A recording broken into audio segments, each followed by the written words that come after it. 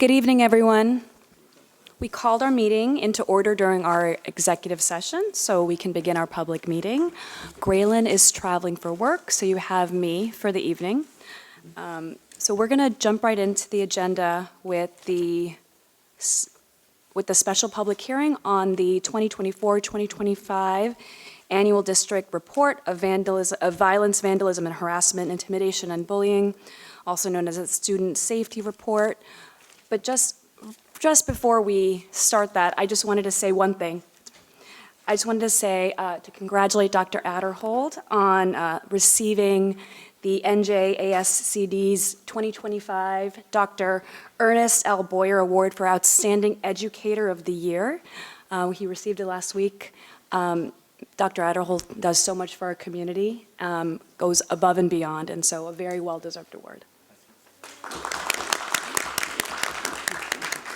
And with that, Ms. Jessica Sankata. Thank you.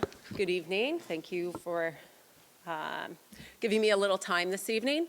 The first thing I want to emphasize is that this is our report for the 24-25 school year. This is a report that's done annually, typically in the fall as the previous year concludes. And some of the data that I will also provide this evening is from the 23-24 school year, just so you have a baseline to compare some numbers. So the Student Safety Data System collects two types of information for all schools throughout New Jersey. And fortunately, here in West Windsor-Plainsboro, we do not see most of these types of offenses that are on the screen listed there. But we do live in a world where things happen, probably more often than most of us wish. And so we do have processes and procedures in place if and when incidents do happen. So with the reporting, we not only report the number of incidents, but we also report, which is a reactionary number, right? But we also report our HIB trainings and our programs, which we think proactive programming in order to think about making good, positive choices for our students. So I'll go through both of those tonight, giving you the data first of our reported incidences, as well as then a lot of our proactive programming. So the next slide that I'm going to put up is actually the 23-24 data, and I'm going to go through each category as we, so that I can explain a little bit and you can really understand what we're looking at. So along the top, you have the way we need to report our information, and in the column on the left, you have how it's divided on grade level bands. So when we think about violence, we think about typically some type of altercation between any number of students. When we think about vandalism, this could be something such as graffiti or damage to a school or district property. Substance is the use of drugs or alcohol. And then we have confirmed HIB. So I know in the summer, Dr. Jessica Smedley did a report on all of our HIB findings. This is just our confirmed HIBs. Okay, so that's something to keep in mind and a little different between this report and the report that you had in July. I want to also note that this number, which is again 2 school years ago, the 23-24 report, when Dr. McDonald gave this report last year, he noted that during the 23-24 school year is when the state allowed us to do preliminary determination with the law on harassment, intimidation, and bullying, which allowed our anti-bullying specialists and our administrators to determine if this was a conflict rather than HIB, right? And that changes the conversation that we have with student. It changes the conversation around harassment, intimidation, and bullying. And therefore, we found that our students and our families were much more thoughtful about the actual conflict and the language that was used. And so you're going to see when I show the 24-25 school year data, that again is part of the reflection of that number that's going to drop again. So this is our baseline, and then when we look at the 2024-2025 school year data, if we go straight to that HIB column, we're at 62 confirmed HIBs, right? The previous slide had 103. Two factors that I would like to highlight. One is the continued preliminary determination and targeted language around what is harassment, intimidation, and bullying. What are those three prongs? We can talk about that with students. We can talk about that with families. But also in our K-5 category there, that dropped significantly as well. And that has to, we know that we have been explicit with our SEL curriculum and conversations that we've been having in our elementary schools. And so, of course, we'll see how this trends year after year, but we would like to note that we're doing some intentional work in our elementary schools around that. Not to say that we're not in our middle schools and high schools, but we have piloted some programs. And so we're seeing some good conversations and good results come out of that. As well, overall, when I went back and looked at not only last year's, but the previous several years, all of the numbers in most of the categories fluctuate. Now, HIB has had some dramatic changes, but the others fluctuate anywhere from 3 to 5, maybe a little more, depending on the year. We're pretty consistent. Substance use has, again, dropped, which we're happy to see, and we're doing some, continued proactive work with our students' assistance counselors, specifically in middle schools and high schools. But when we think about why sometimes vandalism might go up a little bit higher or why violence might be a couple digits higher, I ask you to think about social media, possibly, right? And what a lot of our teens might call challenges that could be put out there that are not meant to be hurtful or cause intentional harm, but instead maybe thought to be funny. But when students do then accept and try to follow what's happening on social media, the consequences to that come with, those actions come with consequences that we do have to address. We had put something out as a school district earlier this year about that, making parents aware, if they weren't, about any of the social media, whether it be a TikTok challenge or an Instagram challenge, or others that younger students might know about that people our age might not. But we try to stay ahead of that. And again, the programs and the positive, proactive actions that we're taking in our lower levels, we're hoping to see then the better decision-making coming when they get to the middle school, maybe start to be inundated with that social media in the middle school and high school years, that they'll begin to think about those choices rather than the reactionary, in the moment, I can do that, but instead, that comes with consequences for myself and for others. And I know better, and I'll help others to do better as well. So those were a few of the numbers that we have to report, but if you remember, I also said that we have to report our trainings and what programs we're running. So a few things. HIB trainings and programs. Our school counselors and our students' assistance counselors go into and do classroom lessons at all grade levels, targeted. They could be, large scale or very targeted, depending on what we need or what programs they're using.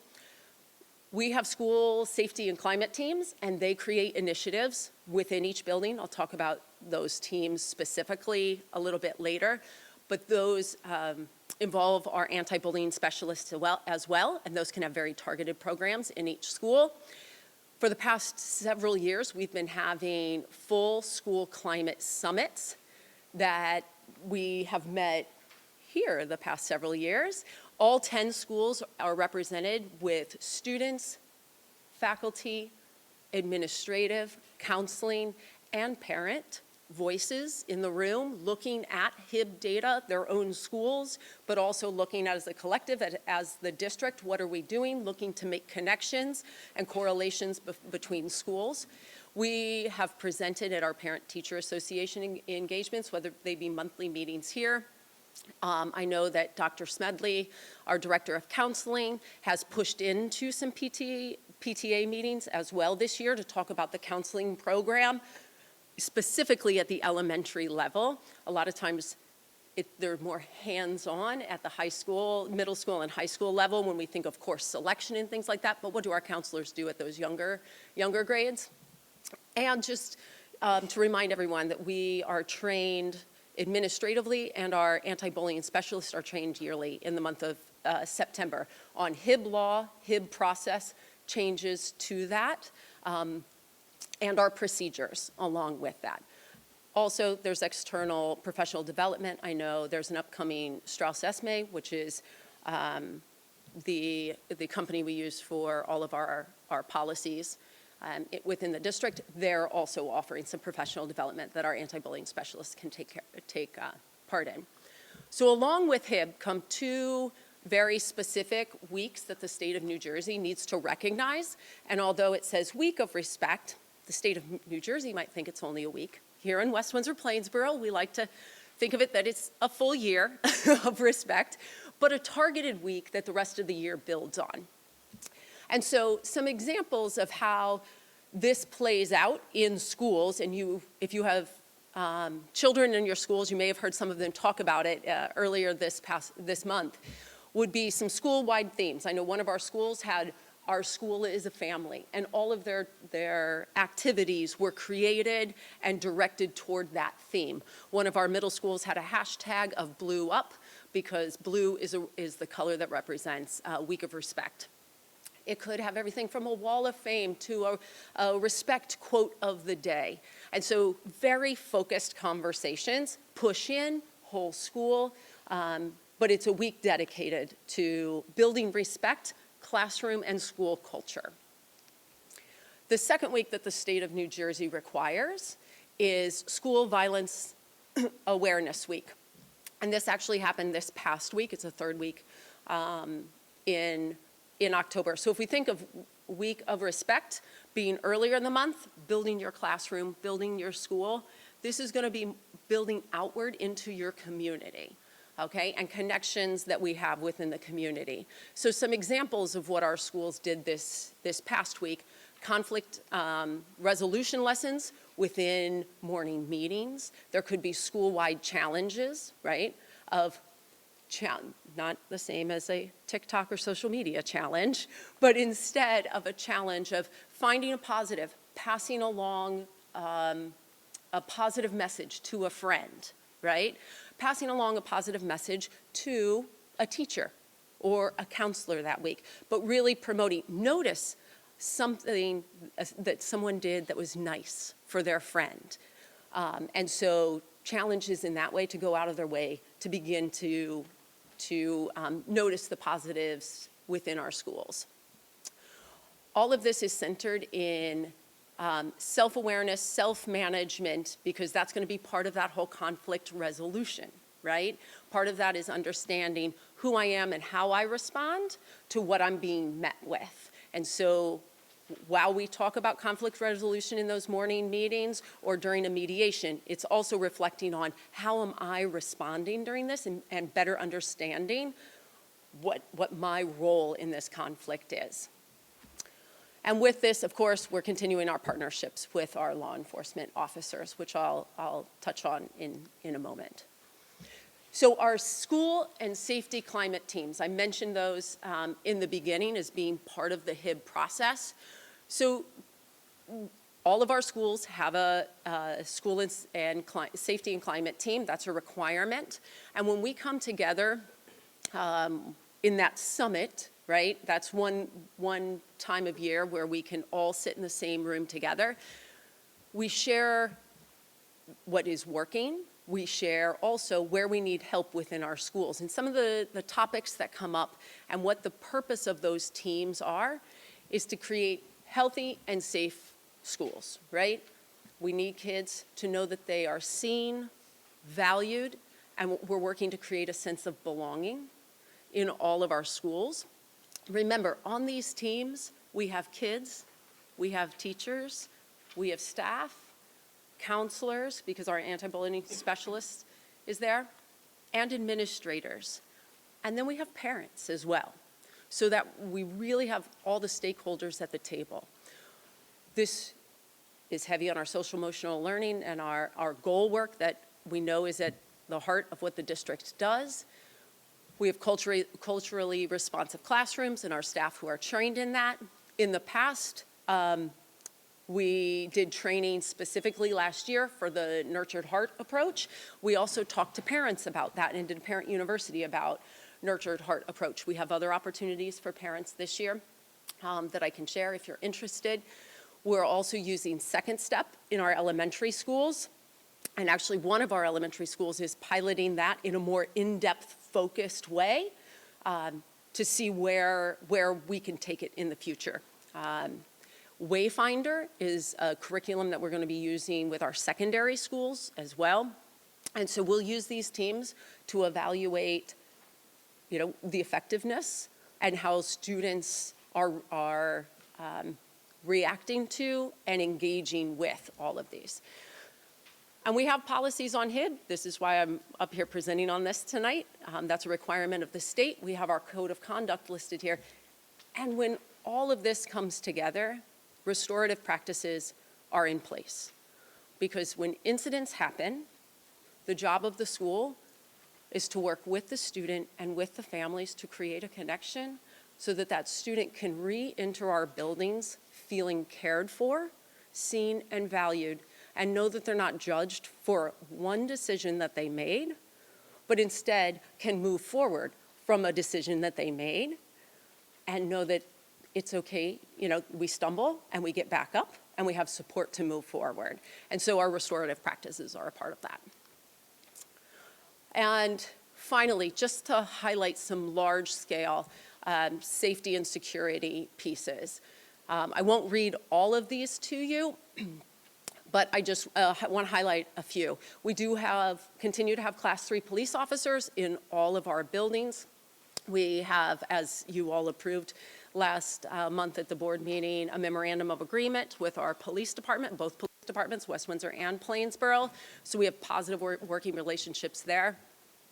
We continue to practice drills, 2 drills every month that we're required to do. And then through that, we have a reflective practice with our administrative teams, our security teams, to see how always we can continue to improve when that happens. We have our mental health clinicians in our partnership with Rutgers Behavioral Health Care in our buildings, and they can service all of our students. The next one are key players, our school counselors, our students' assistance counselors, our child study team, and our school nurses are the core. They're really the core of knowing our kids and creating safe spaces for our kids. Parent universities, we're going to continue. We've been having those. We targeted some of our middle school and our 6th grade families in the spring and in the summer, and we'll continue to offer parent universities on lots of topics, some of those being very specific. How do you talk to your teens? I know as a building administrator for several years, my kid doesn't talk to me. And so we have to talk about, because they'll talk to us at school, even if they don't talk to you at home. And so we're sharing some of those tips and tricks that we use in the school. And 2 pieces that I want to highlight. We've been using Gaggle, the Gaggle software, as a filtering system for our Google platforms that all of our students, any student who has a Google account. We have now enhanced that. Now that AI is enhancing how we all are using technology, we wanted to make sure that our students if they're on their school device or in their school account, that we're able to monitor that in order to provide whatever supports. And so we have enhanced what Gaggle does for us. We don't wait for a student to send an email or share a doc any longer. We're monitoring in-time keystrokes so that we can provide support as quickly and as often as necessary. And last is Safe New Jersey, which will be introduced in the coming months, whole scale to the community. But it's going to be a platform that, again, provides a place for students to report concerns if they have concerns about themselves or about others. It started in the realm of HIB for anonymous reporting of potential bullying situations, but it's been built out since then to now connect to mental health supports outside of the school facility and outside of the school day. So more to come on that in November. And I finish up with our mission statement because that's why we do what we do, right? To empower our learners and to empower our learners to make good choices and to know that they are resilient. When a choice is made and a consequence happens, that they can come back here and be supported in moving forward. So I thank you for your time this evening. Thank you so much. Do we have any questions from the board? Liz? Thank you so much, Ms. Sincata, for your presentation. There's been a lot of concerns expressed in the community about mental health concerns and behavioral concerns and all of that. I think it was very helpful to hear this here tonight about all the different ways that the school district is taking a comprehensive approach.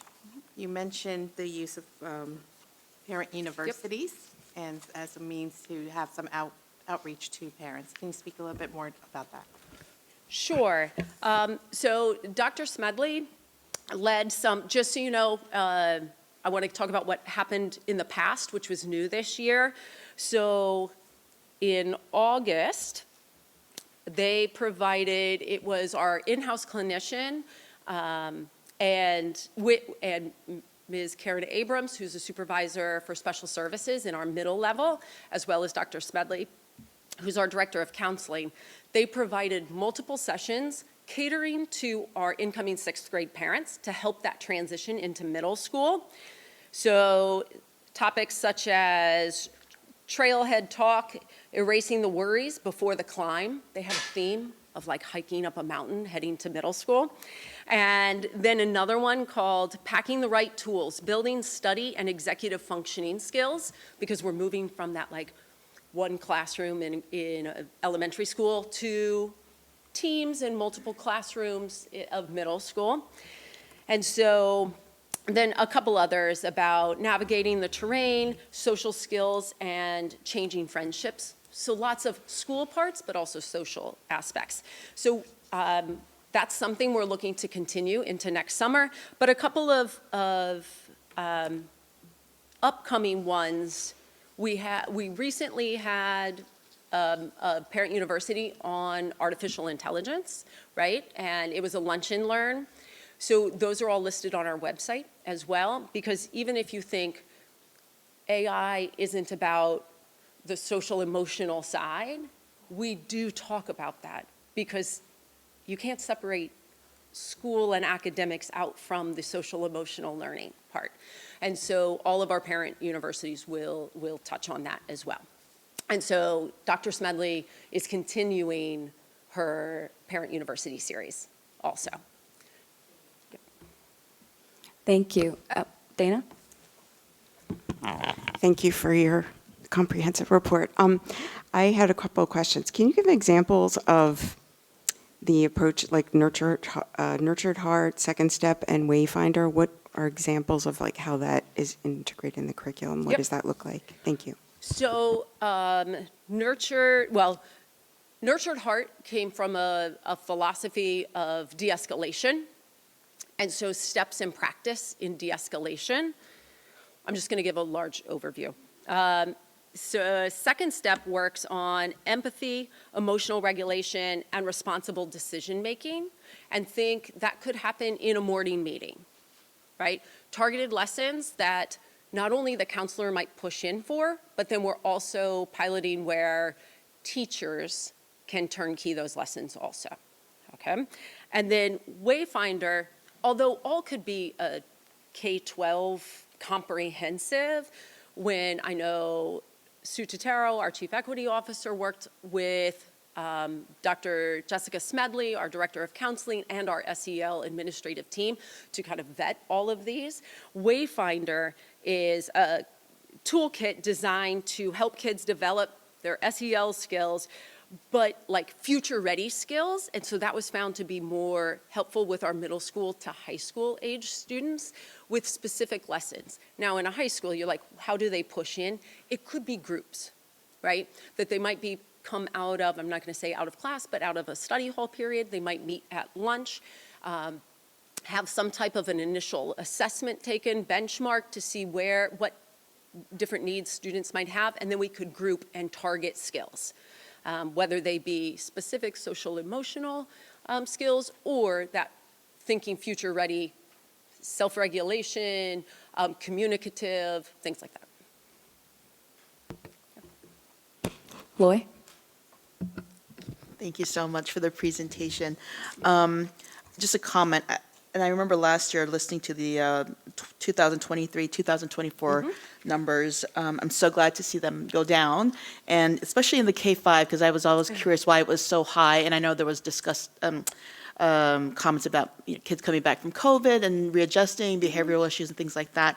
But dropping down to 9, that's a really great number. And I think what you said about the preliminary determination, that's probably helped quite a bit. I was just curious because you had mentioned that there's some programs that were being piloted to sort of in that K-5 group. If you could talk a little bit about like what some of those programs was. So that's second. Oh, that's the second step. step. Yep. Okay. So got very it. targeted conversations, and I think self-regulation is going to be a big part of that, Yeah. as that was a conversation returning from COVID. I think for all of us, kid or adult, that's an ongoing learning and self-reflective aspect of growth, right? Got it. Yep. Thank you so much. I thought there was. Any more questions from the board? Okay, thank you. Thank you so much for the presentation. Now, we're going to have a special opportunity for public comment on the 2024-2025 Student Safety Report. The board invites thoughts and reactions on the annual district report of violence, vandalism, and harassment, intimidation, and bullying from members of our community who are present. Each participant is asked to give his or her name and address prior to making a statement, which will be limited to 3 minutes in accordance with Board Policy 0167. All statements shall be directed to the presiding officer. This public comment period shall be limited to 15 minutes. Do we have any public comment for this on this special public hearing?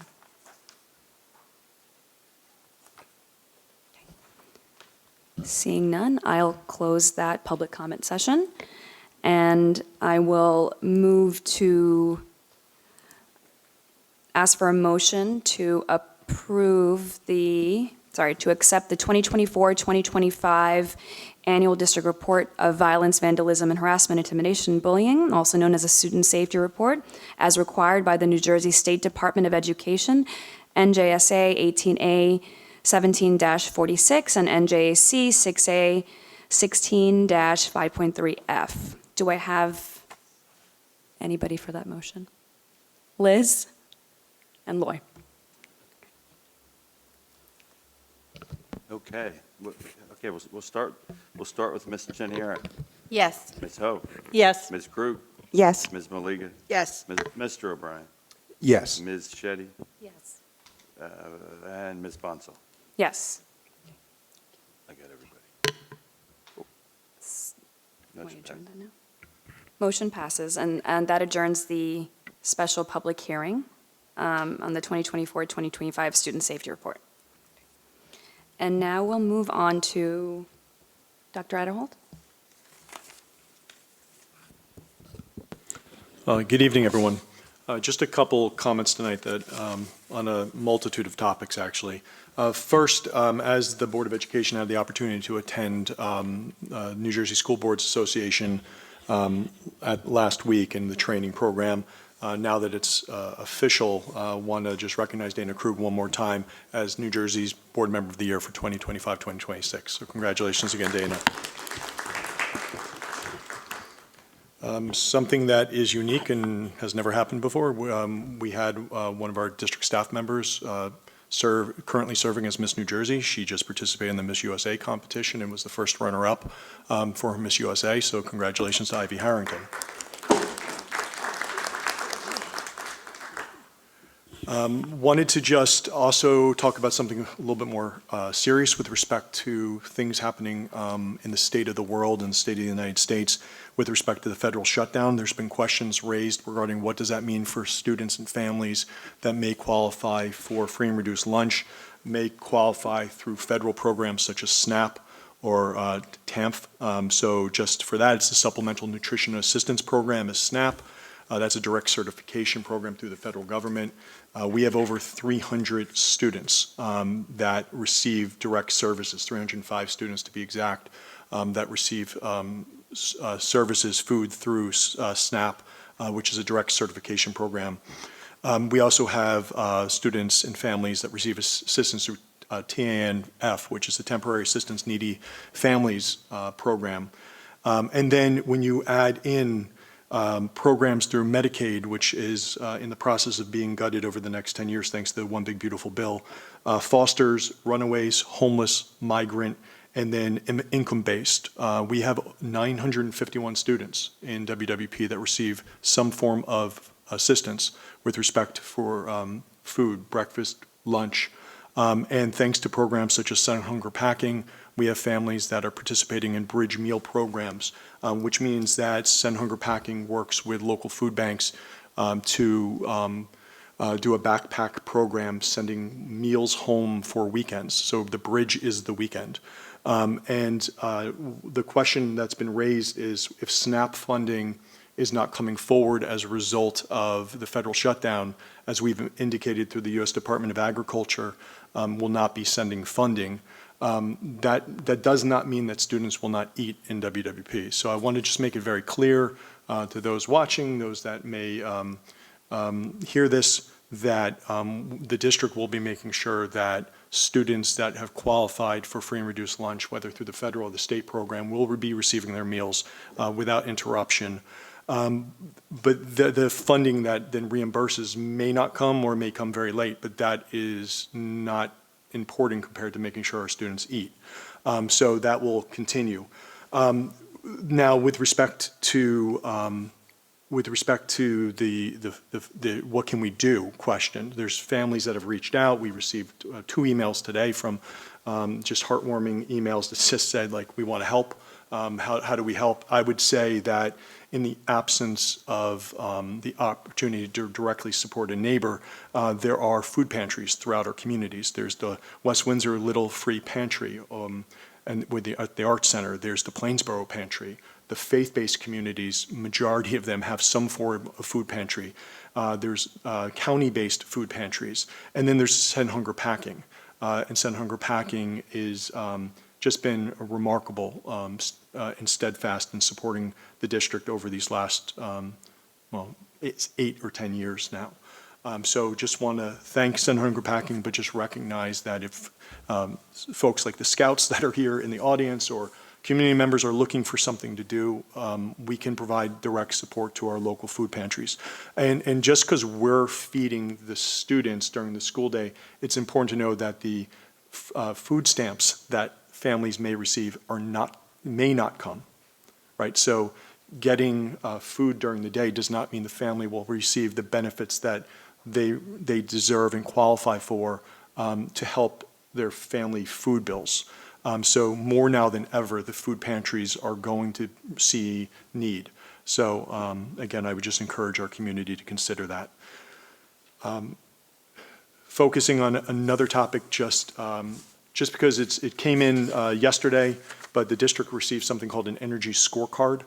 And you know, as you may know, the Finance Committee and Dr. Russo have done steadfast work with respect to the Energy Savings Improvement Program, working to decrease our energy footprint. When we first went through the referendum and went through the ESIP 1, and now we've entered into ESIP 2, ESIP stands again for Energy Savings Improvement Program. We did not have a very favorable rating as a district. But now we just received our newest scorecard. We now have, from an energy efficiency scorecard, we now have moved to the #1 district in Mercer County out of the 9 regular operating districts. And in the state of New Jersey, out of the 569 districts that receive ratings, we've moved all the way up to number 22. 5 of our buildings are energy neutral due to our solar program. And our score went from a 59 last year to a 96% energy efficiency this year. That's because most of those solar projects were done towards and came online towards the completion of the referendum, and the ESIP followed some of the building construction that was done in the referendum. So as programs came online and the rebates and the energy savings follow almost 2 years behind or a year behind the way the rankings work or the way the agency works, again, if we had a 40% reduction year over year.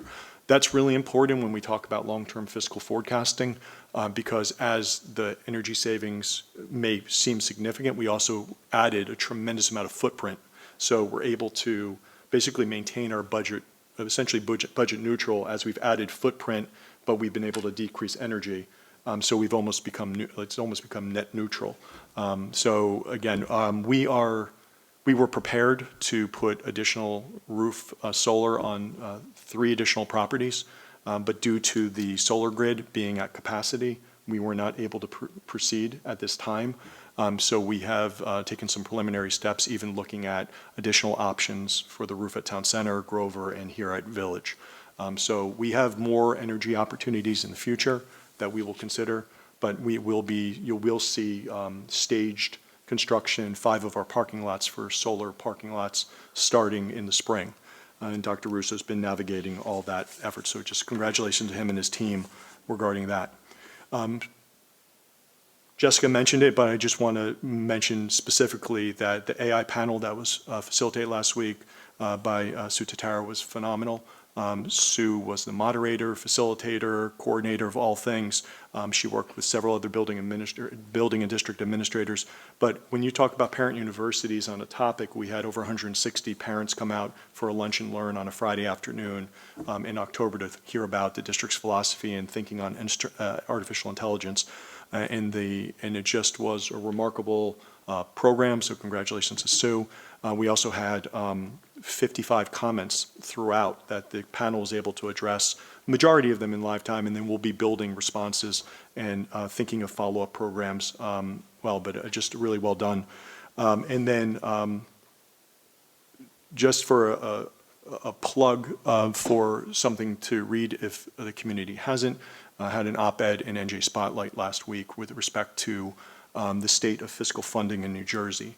And just want to note a couple things that are very concerning that we need to be very mindful of, not just as a school community, but as a state educational community. When you start thinking of the fiscal challenges that the state is facing, New Jersey has a $2.1 billion structural deficit. We have a governor's election. We have changes in Medicaid that's going to peel off $1 trillion across states over the next 10 years, which is going to be approximately $3 billion to the healthcare industry in 26, 27 for New Jersey's hospitals and medical institutions. When that hits, we're already seeing exorbitant costs. The state health benefit plan for educators went up over 30%. For the municipalities, it went up over 35%. And so when you start talking about capped budgets and you start talking about impact to local taxpayers, 2% in allowances does not cover any of that. So, the district is really watching the challenges to healthcare, what could happen with Medicaid. And when you start thinking of state budgeting, when you start talking about impacts to Medicaid, New Jersey is going to have to make a decision about what kind of programs they continue to cover. So what does Medicaid cover? Medicaid covers programs such as family assistance or NJ family care, right? So children's health care that get covered that do not have health care through an employer of their parents or guardians. 40% of all births in the United States are covered by Medicaid.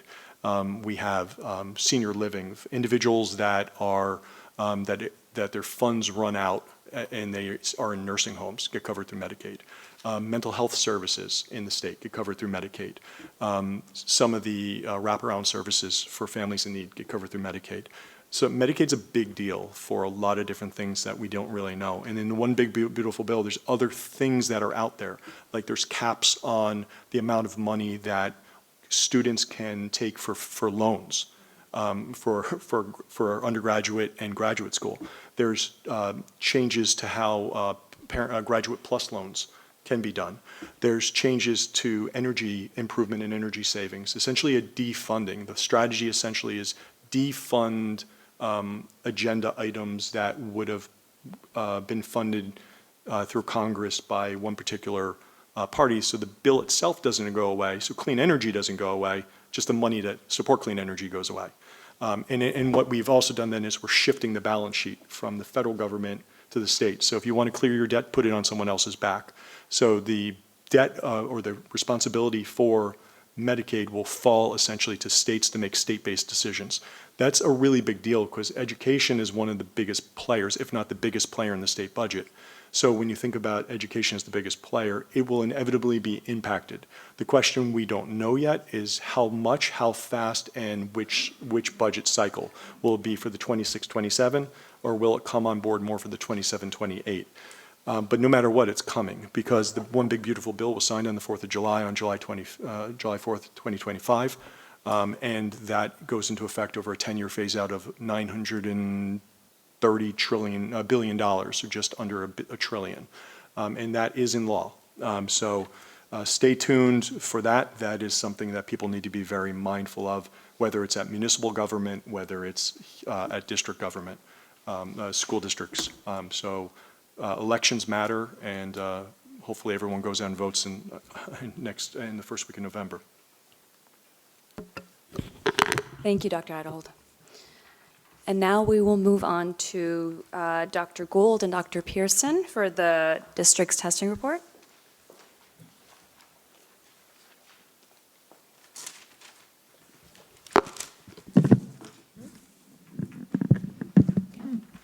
Good evening, board members and members of the community and our students. Dr. Pearson and I will be sharing with you tonight the district testing presentation, the annual presentation, to share with you a report of all of our testing data for the district from 2024 to 2025. For tonight's agenda, we'll first review the overall demographic data for our district, the overview of our high school graduation pathways and proficiencies, as well as our New Jersey graduation performance assessment data for NJGPA. Then Dr. Pearson will talk about our New Jersey student learning assessment data, or NJSLA results. We'll specifically focus on English language arts, mathematics, and then science. Next, we'll take you through the data for dynamic learning map and our access testing, as well as our AP data or advanced placement, our ACT, SAT, and our SAT data. So lots of information for you to think about and consider this evening. And then most importantly, we also want to talk about some of the strategies that we utilize as a district to help support all of our learners and their growth. And at the very end, we will do a little bit of celebrating and highlight some of our strengths as well as a district and showcase some of the great things that our students are doing. So to start off, we'd like to share a little bit about our demographic data. So here you can take a look at our overall student population by race and ethnicity. I do want to highlight the fact that this information is based off of the October 15th submission to the state. So every October 15th, we have to submit to the state data around our student race and ethnicity categories. These are federally set categories, so we report out exactly what they ask us for, and so these are the categories in terms of race and ethnicity based on last year, 2024-25 demographic data for race and ethnicity.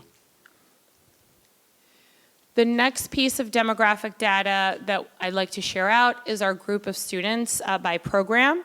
So again, this takes us through our students on, the population of students on free and reduced lunch, students receiving support through Section 504, which is based off of our Disabilities Act, as well as students receiving support for our multilingual learners, or formerly known as ELL or ESL, and then our students receiving support through special education and special programming, our students with disabilities. And these are our percentages of our population receiving support through those programs. And then lastly, we are also required to report out our demographic data by gender categories. And here we have our population based off of the October 15th submission. Okay, now we will move into the first category of assessments that we will review, which is our graduation pathways. In the state of New Jersey, all students are required to take the New Jersey Graduation Performance Assessment in order to be eligible for graduation. In English language arts as well as mathematics, they must receive a score of 725 or greater in order to be eligible for graduation in both mathematics and English language arts.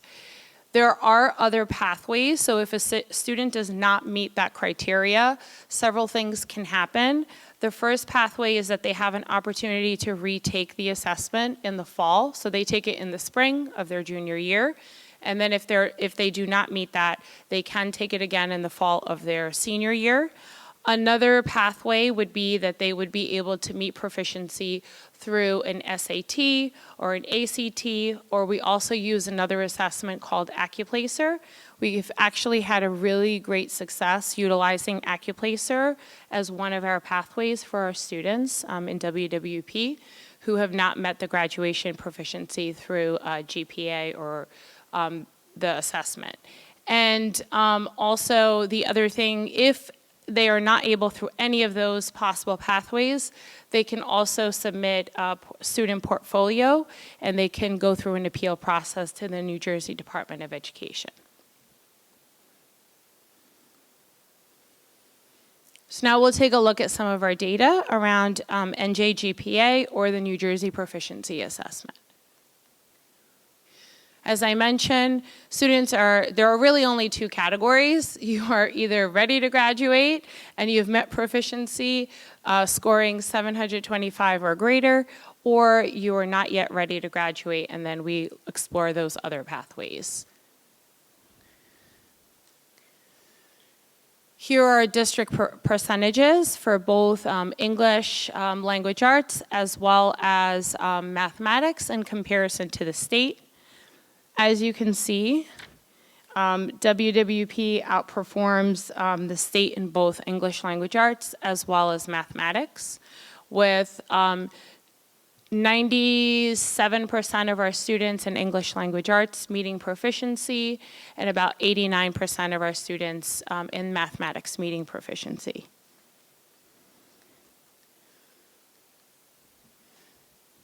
And here on this slide, you can see the same information as represented before, but as a visual representation and in comparison to the state.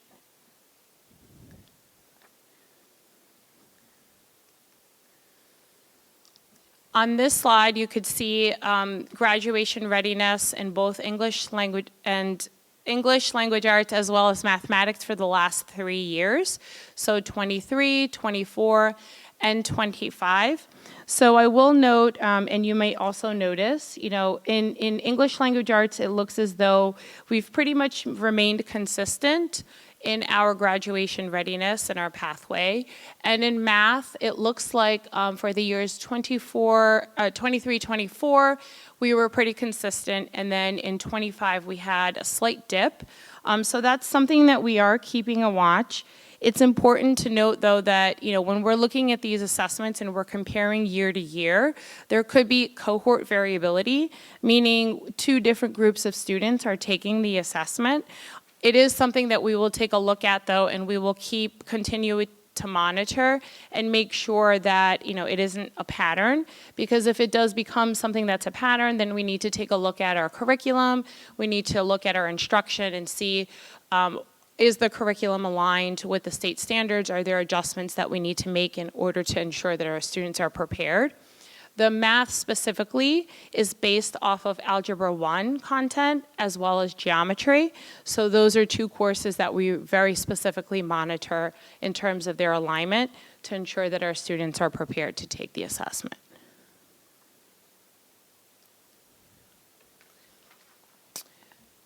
On this slide, you can see our student performance by district demographic in terms of race and ethnicity and their readiness for graduation.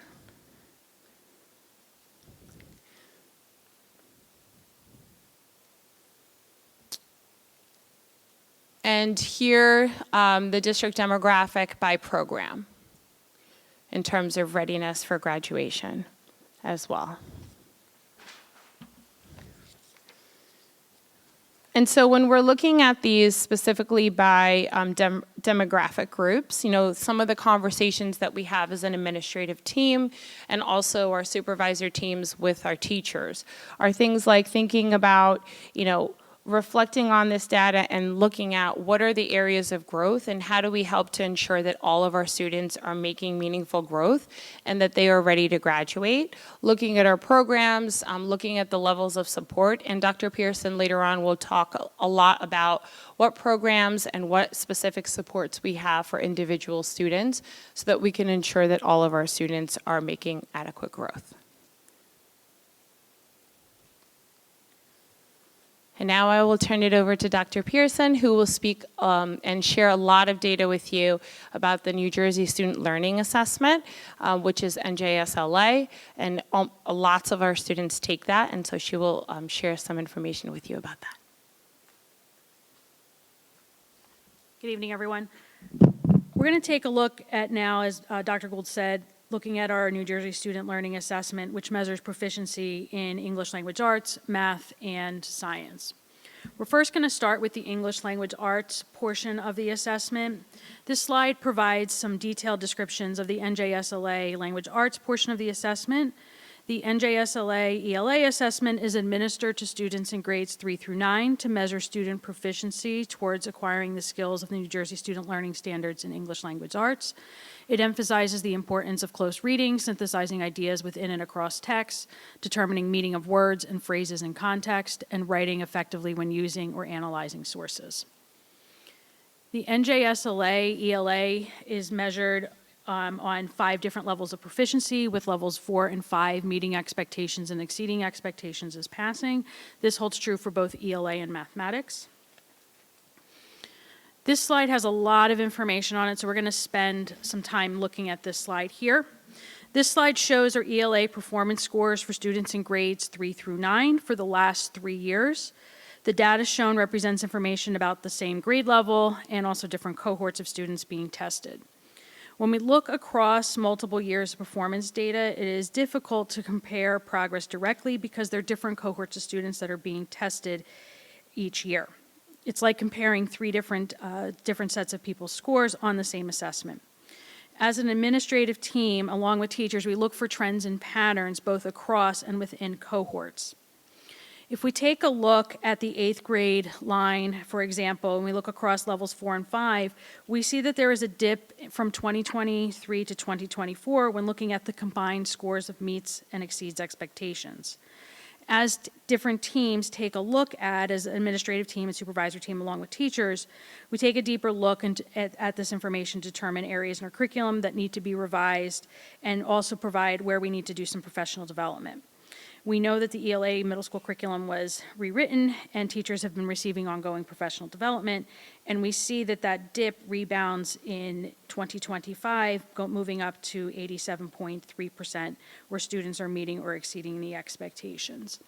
Another example is to look across the elementary and looking at where we've addressed significant changes in our literacy program at K-5. We continue to work through a multi-year plan to implement Orton-Gillingham methodology, which is a structured literacy method of teaching phonics, phonemic awareness, and morphology, which is the study of parts of words and their meanings, through IMSE training for all of our K-5 teachers in reading instruction. If you look at that 3rd grade cohort, as they move through elementary school, it looks like there's a dip of 3% at fifth grade when you look across that fifth grade line. But if you look at the growth of the cohort, you see in 2023, 59.3% of students passed. And then as a cohort, they were a passing rate of 65.7%.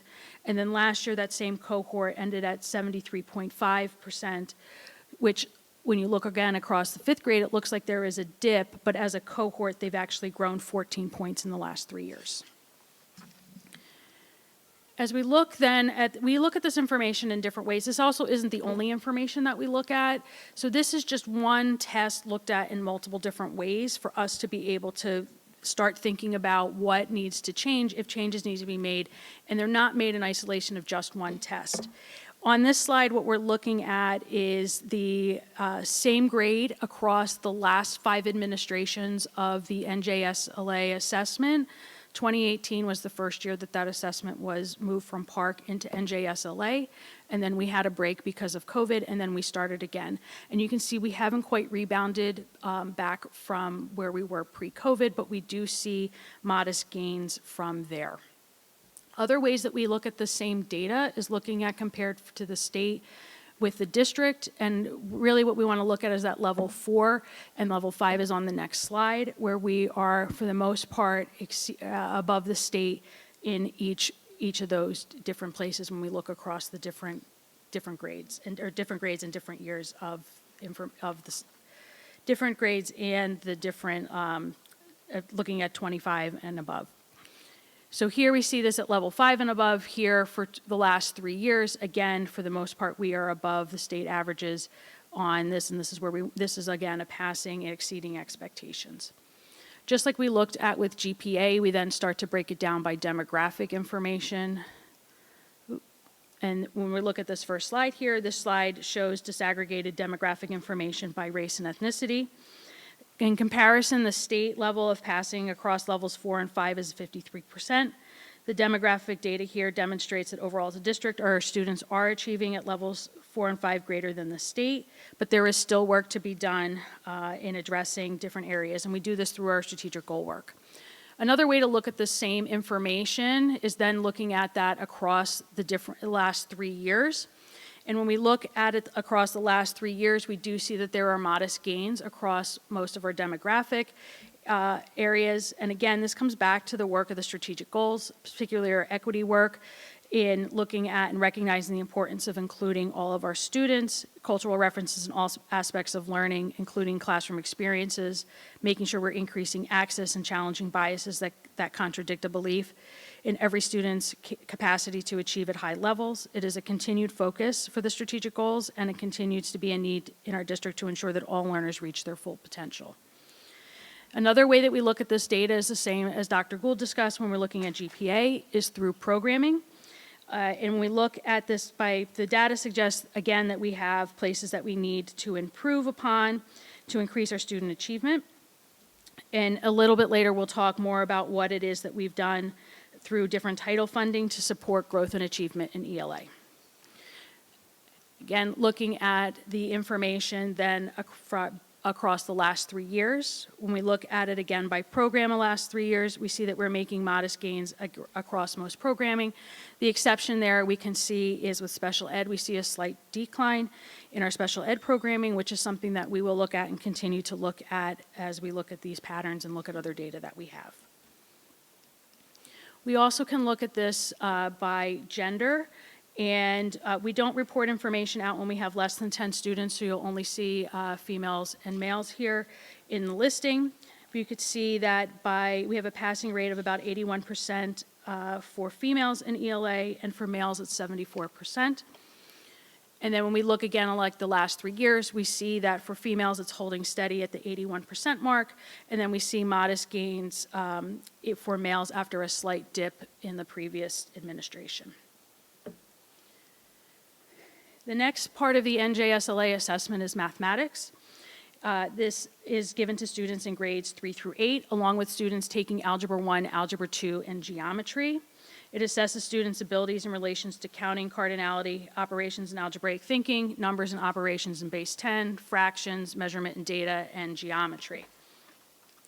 Just like we said with ELA, this is also looked at across 5 levels of performance, with levels 4 and 5 being the passing rate. That's the meet expectations and exceeds expectations, just as we saw with the ELA section of the NJSLA.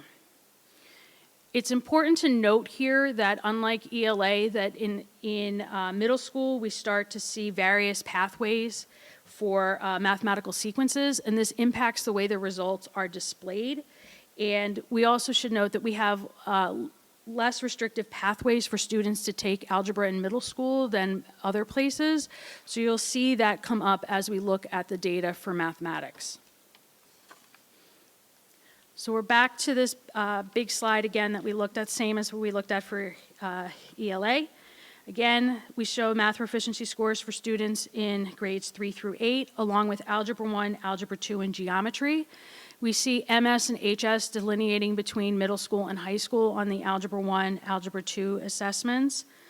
Again, when we look at this, it's important to note that a relatively small percentage of students take the Math 8 assessment. That's where you see the 8 going across. We only have 86 students across both middle schools enrolled in Math 8, which is about 11% of our population of students in middle school taking Math 8. When we look at trying to look at some of the trends and patterns in here, we have the same thing that we look at when we look at ELA. We look across and also down the cohort. And we can see that when we look at the 3rd grade cohort starting in 2023, we see that they had a passing rate of 65.2% and then 66.3% the following year, to this past year of passing rate of about 71% in this past year. Additionally, when you look across that 4th grade cohort, we see an almost 5-point gain from the previous year.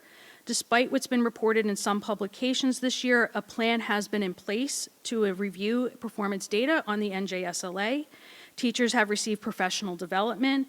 We have updated curricular resources. We have systems in place, even as this new test comes in, to be able to make sure students are prepared for the new test. And teachers have worked hard to have more students exposure to test questions. And we have done this in a way to not oversaturate with a focus on test prep, but rather on problem solving. As we move through looking at this data, we're going to look at it again in the same ways that we've looked at it with the ELA data, again, looking again from 3rd through 8, and then we have the Algebra 1 listed here along against the other grades. Again, same thing, NJSLA pre-pandemic to after pandemic, we again see some growth coming back into that. This is unfortunately the last year for NJSLA comparison because we do have a new test coming in the spring this year. So this was the end for the regular NJSLA test as we know it for this with this administration. Again, when we look across at our levels 4 and level 5, for the most part, with the exception of looking at that Math 8, we are at above the state levels, and in looking at this along also, you'll see a dip too with the Algebra 1 high school. We have less students that also take that course, where the bulk of kids are taking Algebra 1 in middle school. And then we do the same thing when looking at the level 5s. You see the same trend happening with the level 5 information, where we are for the most part above the state proficiency. Again, 7th and 8th grade students have a variety of pathways. Again, the 8th grade students, we only have about 11.4% of our students in Math 8. 35% of our 7th graders and 51% of our 8th graders are enrolled in the Algebra 1 class, with an additional 36% of our 8th graders are enrolled in Algebra 2, which you see reflected in the way that these scores are presented. And then same thing as we did with ELA, if we look at this broken down by race and ethnicity with our different demographic groups. The state passing rate for mathematics is about 41.4%. Again, it shows that we do have some work to do with our different demographic groups. And again, it all comes back to making sure with our strategic goals that we are making sure that students have access and rigor for all of our students. And then when we look at that same data across the three different years, we again see some either modest gains or some pretty good gains among our different groups when we look across the 3 years. So again, we're seeing that growth. And then the same thing when we look across programs. This shows that we do have different work to do when we look at our different programming, when we look again at free and reduced lunch, Section 504 of the Disabilities Act, our multilingual learners, or L students as it's listed here, our students receiving IEP support through special education, and then we have that last column that is comparing it to the general education. And again, we know that we have areas that we need to work on. The green that is shown is the passing rates on that. And then again, if we look at that by looking at across the last 3 years, again, we either see a hold steady or making gains across the different, looking at our demographic groups through programming.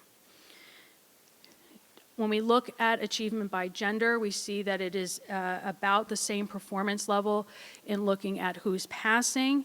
And then again, when we look at the same information, well, it's not the same, it's 2025 versus now looking at 23 to 25, we see again that where students are making gains, modest gains across the different, in the last 3 years. NJSLA Science is another test that the students take in the spring. Again, it's a grouping of science and engineering practices looking through investigation, sense-making, and critiquing. This is different than the other assessments because we only students in grades 5, 8, and 11 take the NJSLA Science assessment.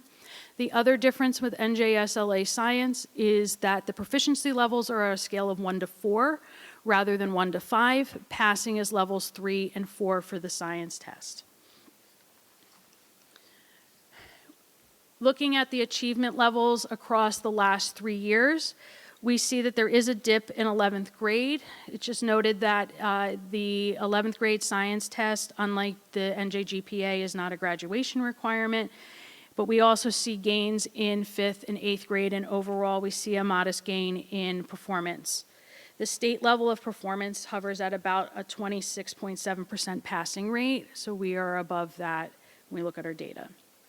And again, looking at the same set of same different bands of disaggregated data. First, we look at this by race and ethnicity, and we can see that the levels are pretty even on this with the exception of our Black students and Hispanic students, that we, again, recognize that we have work to do in making sure that all of our students are succeeding.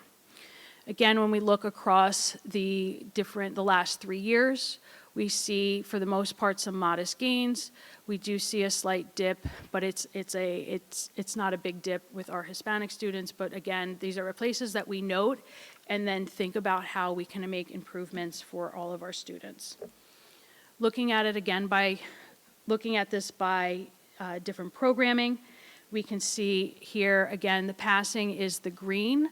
Again, there are some questions here around how to support our multilingual learners and our students that are in special education with the results. And then we see some of that reinforced here. We see some gains, but then we also see some places where we have dipped.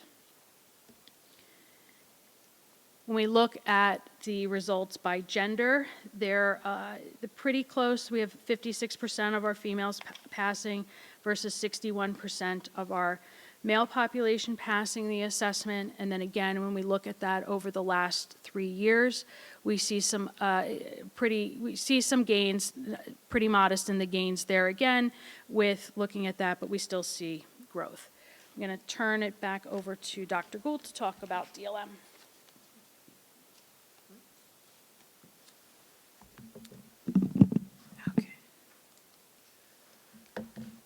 So DLM, or Dynamic Learning Map, is an alternate assessment to NJSLA for students with disabilities who require a different type of assessment. The assessment is adaptive, and questions are presented to students based on their previous response.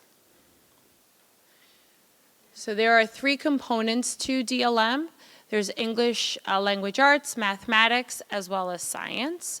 And DLM is taken in grades 3 through 11, and science is taken in grades 5, 8, and 11. Proficiency levels, as reported for DLM, are similar to our science, with levels 3 and 4 being at target or advanced.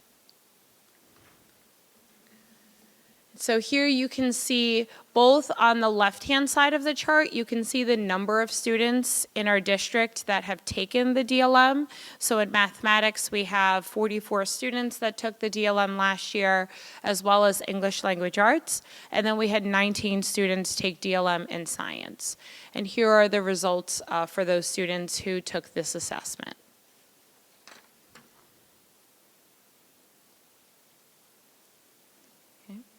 The next assessment that I'd like to talk about is access for our multilingual learners. So access is an assessment that's given to all of our students that are multilingual learners. And it is a required assessment that measures students' proficiency in both reading, writing, speaking, and listening. It's mostly administered online. Some of the components, especially in the earlier grades in kindergarten and first grade, need to be administered one-on-one. All English language learners, even those students that have declined services, must sit for access, and it's taken annually. Teachers use multiple measures in order to ensure that students receive services, as well as to determine the cutoff scores for the access assessment, to make sure that to see whether or not students can exit from programming. So if students score a combined score of 4.5, they are eligible to exit from multilingual services or ESL services in the district. And here are the proficiency levels. So it is leveled based off of 6 levels, with, as I mentioned, 4.5 being kind of that number that we're looking at as a combined score in order to determine whether a student still receives services or not. I did want to mention, I know Dr. Adderholt had mentioned before when we were speaking about enrollment and how our multilingual learner enrollment has increased in the district significantly in the last couple of years.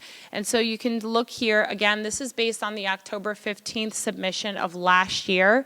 So we have increased even more since then, but here are our numbers. So we had 327 students in 2023 by October 15th, and then last year, as of October 15th, we were at 428 students. So our population of students needing support for our multilingual learner students have increased. And here's kind of the breakdown of where students are in terms of our district.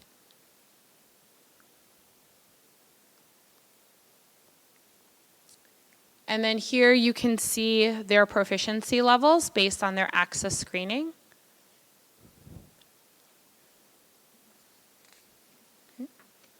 And now we are going to move on to some of our College Board assessments. We will start with our Advanced Placement Assessment, or our AP assessment.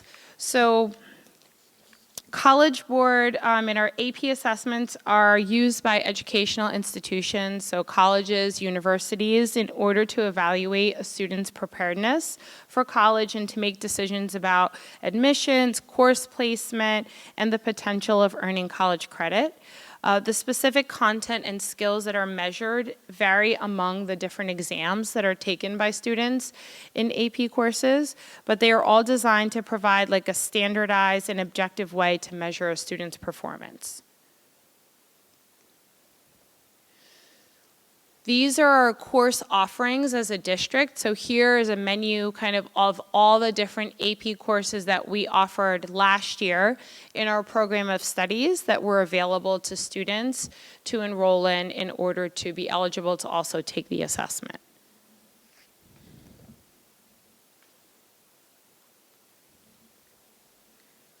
As I mentioned, AP exams are standardized. They are measured on a 5-point scale. So with scores of 3, 4, and 5 being the scores that qualify and the scores that you want to earn that colleges are looking at in order to determine whether a student has met like proficiency in that particular course. On this chart, you can see all the different assessments that were taken, the total number of assessments that were taken by students in our district for both high schools, and also the percentages of their performance in each of the different subject areas are noted here. So overall, about 94% of our students score levels 3, 4, or 5. In our district, which is like a significant achievement as a district, that high level of students are able to earn a 3, 4, or a 5. And some of the courses you can see or some of the subject areas even higher than that. And we had 3,635 AP exams administered in district, which is also a significant number.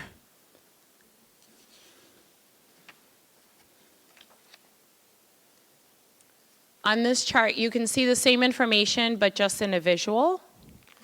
So you can see performance with the green, blue, and the purple being our 3s, 4s, and 5s.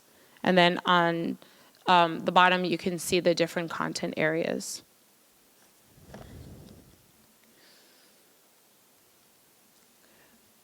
The other part that I wanted to share was our enrollment in terms of how students are enrolled. So total percentages at both high school in terms of population in comparison to enrollment. Specifically here, we're looking at our demographic group of race and ethnicity.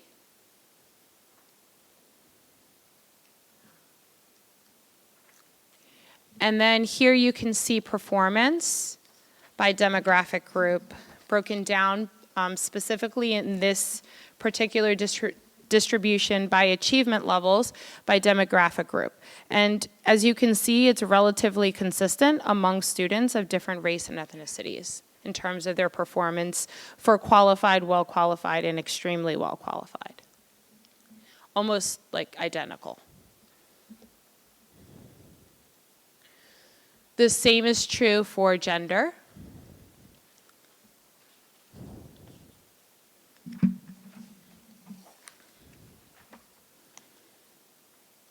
And also for student achievement level by program. You can see that performance in terms of qualified, well-qualified, and extremely qualified. Student performance is relatively similar in those categories, which is what we want.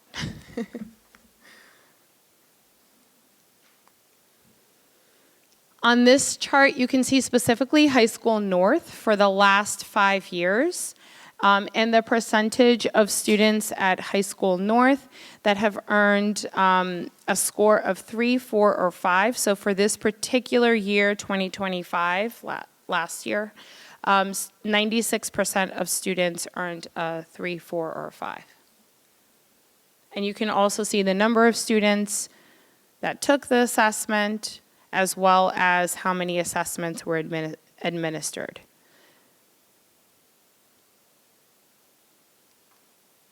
And then the same information for high school south.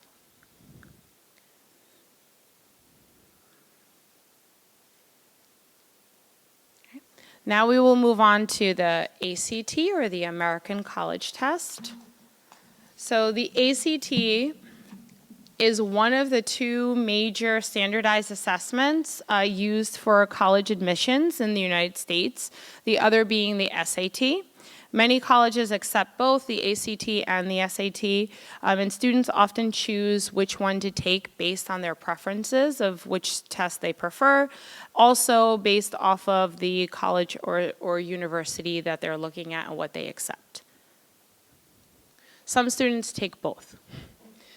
So the way that the ACT is scored, reading and math is scored on a scale of 1 through 36, and then writing specifically is scored on a scale of 2 to 12. And some students just take the math and reading component, and they do not take the writing. So as you will see on the chart that's coming up, you may see more valid numbers in some categories versus the others.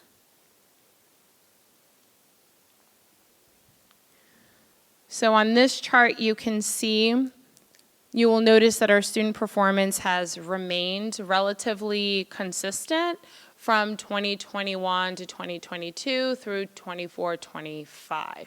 There isn't great variability in our performance as a district across both math, English, and writing. We're relatively consistent in the ways in which our students perform, which is they perform pretty strong on the ACTs.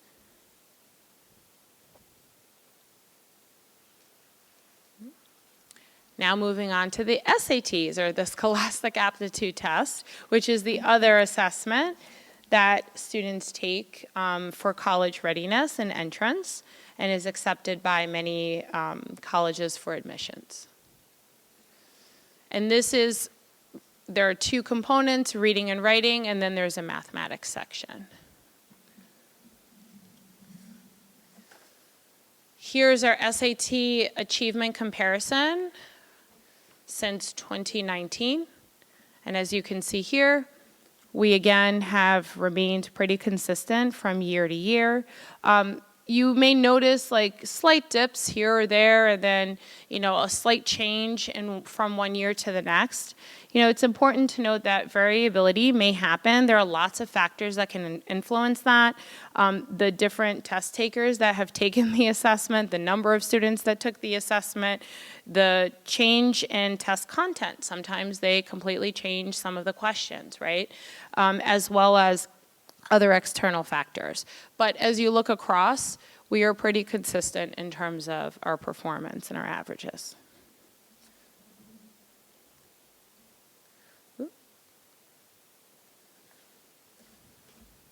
Here is a comparison of how we do in comparison to New Jersey, as well as total group ELA, total group math, meaning total group meaning anyone who's taken the SATs, period. So nationally, internationally, whoever has taken the SATs. So as you can see, we outperform both New Jersey as well as anyone who's taken the SATs and their averages.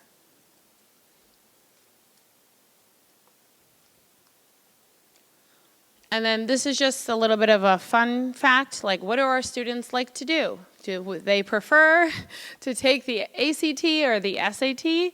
And as you can see here, overwhelmingly, our students still primarily take the SATs in comparison to the ACTs. Some take both, as I mentioned, but most students still take the SATs. One is not better than the other, it's just a preference. And now I will switch back to Dr. Pearson, who will talk to you about our multi-tiered systems of support, as well as some of our title funds and how we utilize all of those different components to help to support all of our learners and make growth.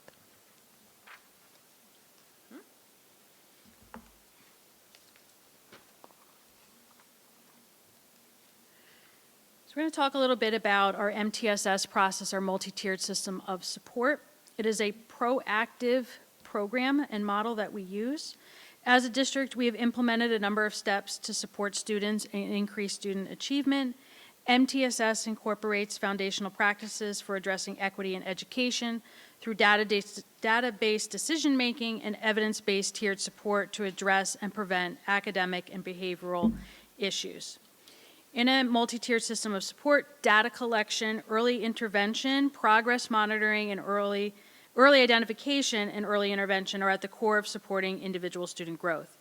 MTSS implements universal screeners and secondary screeners in order to identify students for early intervention and targeted support in order to utilize students' strengths to mitigate gaps in learning or skill needs. 2 years ago, we piloted a multi-tiered system of support structure in 5 out of our 10 schools. We saw huge progress in the way in which students and teachers were supported and grew. Last year, we had that moved to all 10 schools, and now we are in our second year of having all 10 schools in a full MTSS program. When we look at this is one way to kind of visualize looking at multi-tiered systems of support. regarding mostly looking at math and reading at Tier 1, we're looking at high-quality instruction, core instruction delivered with fidelity. Tier 1 is where all students receive high-quality instruction. Teachers receive ongoing professional development to support that strong implementation of the curriculum. We have dedicated teacher resource specialists for intervention and instruction. We call them our interventionists, who provide Tier 1 coaching to teachers, and they support students in Tier 2 and Tier 3. When we use, again, a variety of data points through universal screening and secondary screening to be able to determine which students we would move into that proactive Tier 2 and Tier 3 model. Generally speaking, we use the NWEA MAP assessment, growth assessment, to identify is our universal screener, and then we use other assessments like Acadience and some of our internal assessments to make decisions about who needs Tier 2 and Tier 3. Tier 2 support looks like about 2 to 3 times a week of supplemental support based on students' needs for about 20 to 30 minutes of time. When students move into that Tier 3, it becomes more frequent, which we're looking at then about 4 to 5 times a week based on student needs, and again, a duration of 20 to 30 minutes, again, in that supplemental way. When we look at, again, just reinforcing what some of those universal screening processes are, we have in place for we use the NWEA MAP at K-8. 9-12 looks a little different. They look at attendance, behavior, and course performance for that early identification. We progress monitor and use a data decision-making process when we're making decision.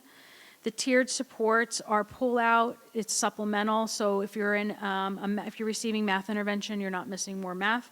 You're getting a second dose of math or the second dose of reading. And we're also working on integrating more of our digital content and looking at, we have Dreambox K5, Otis is a data visualization tool, again, we mentioned MAP, and Acadience and other measures to make sure that we are being as proactive in looking at all of the different ways to meet our learners' needs. Some of the other strategies, having a good, strong core curriculum in place is important. So revisions have been made to ELA, math, and our ML program over the last couple of years. We've had training in Gillingham, which we mentioned earlier, math recovery training at K-5 for our interventionists. We've also had sheltered instruction, observation of protocol put into place as well.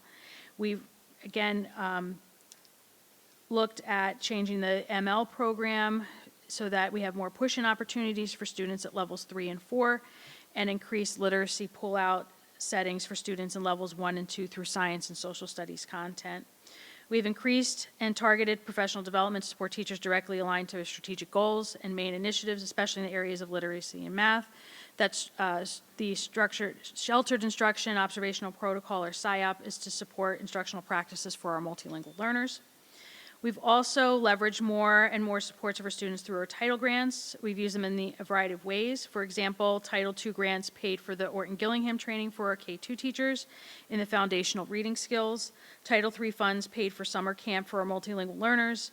And we were also able to provide busing at no cost for students. Title IV is helping support students on free and reduced lunch, taking dual enrollment courses at the high school level. And again, with the staffing, we have our teacher resource specialists for C&I and also interventionists at all levels supporting students and teachers in our tiered supports. And I'm going to turn the last part of this back over to Dr. Gould.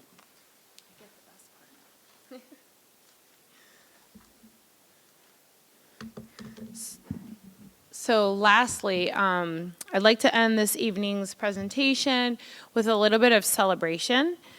Not only, we've shared lots of highlights and positive things that we're doing through our testing and our student achievement and our performance, but I want to just highlight some of our additional excellence as a district, because our students and our community and our teachers and educators work really hard to ensure that students have opportunities here to be the best versions of themselves.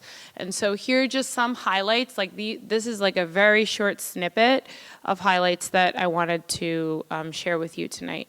As I mentioned earlier, You know, WWP students consistently outperform the state and their national peers with SAT averages of 647 in both reading and writing and 661 in math, with ACT composite scores of 29.1, which is just remarkable.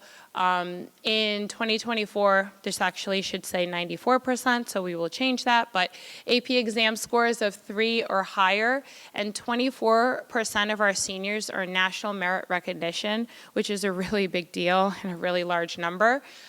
In 2018 through 2024, 664 WWP students graduated with the seal of biliteracy, and that number is just going to continue to increase, especially with our dual immersion program, slowly and surely getting into the high school, with our cohort now being in 7th grade. Additionally, 97% of our high school students graduate in 4 years, with 100% of our students graduating last year. So every single student graduated and met graduation proficiency through one path or another. Over 96% of those graduates pursue higher education, 93% of them enrolling in a 4-year college or university.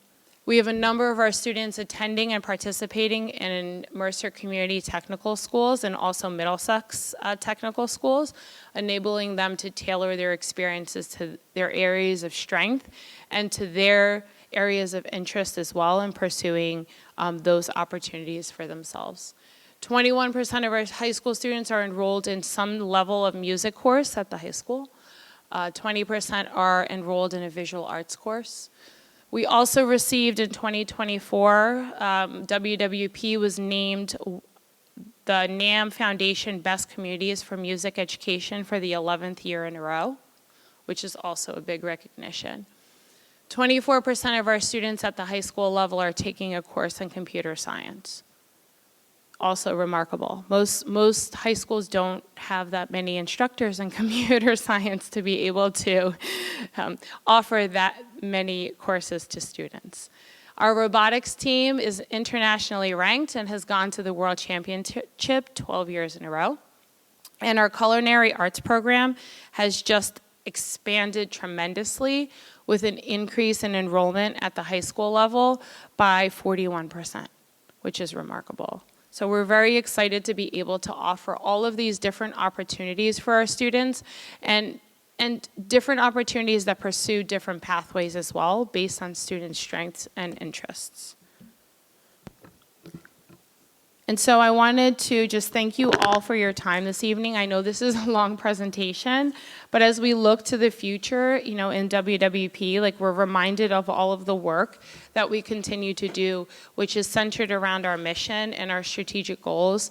And we want to live that out every day. And we're always looking and reflecting and thinking about not only our data, but the students that are in front of us and how can we continue to be better for them so that we could really offer them every opportunity to be successful. So thank you.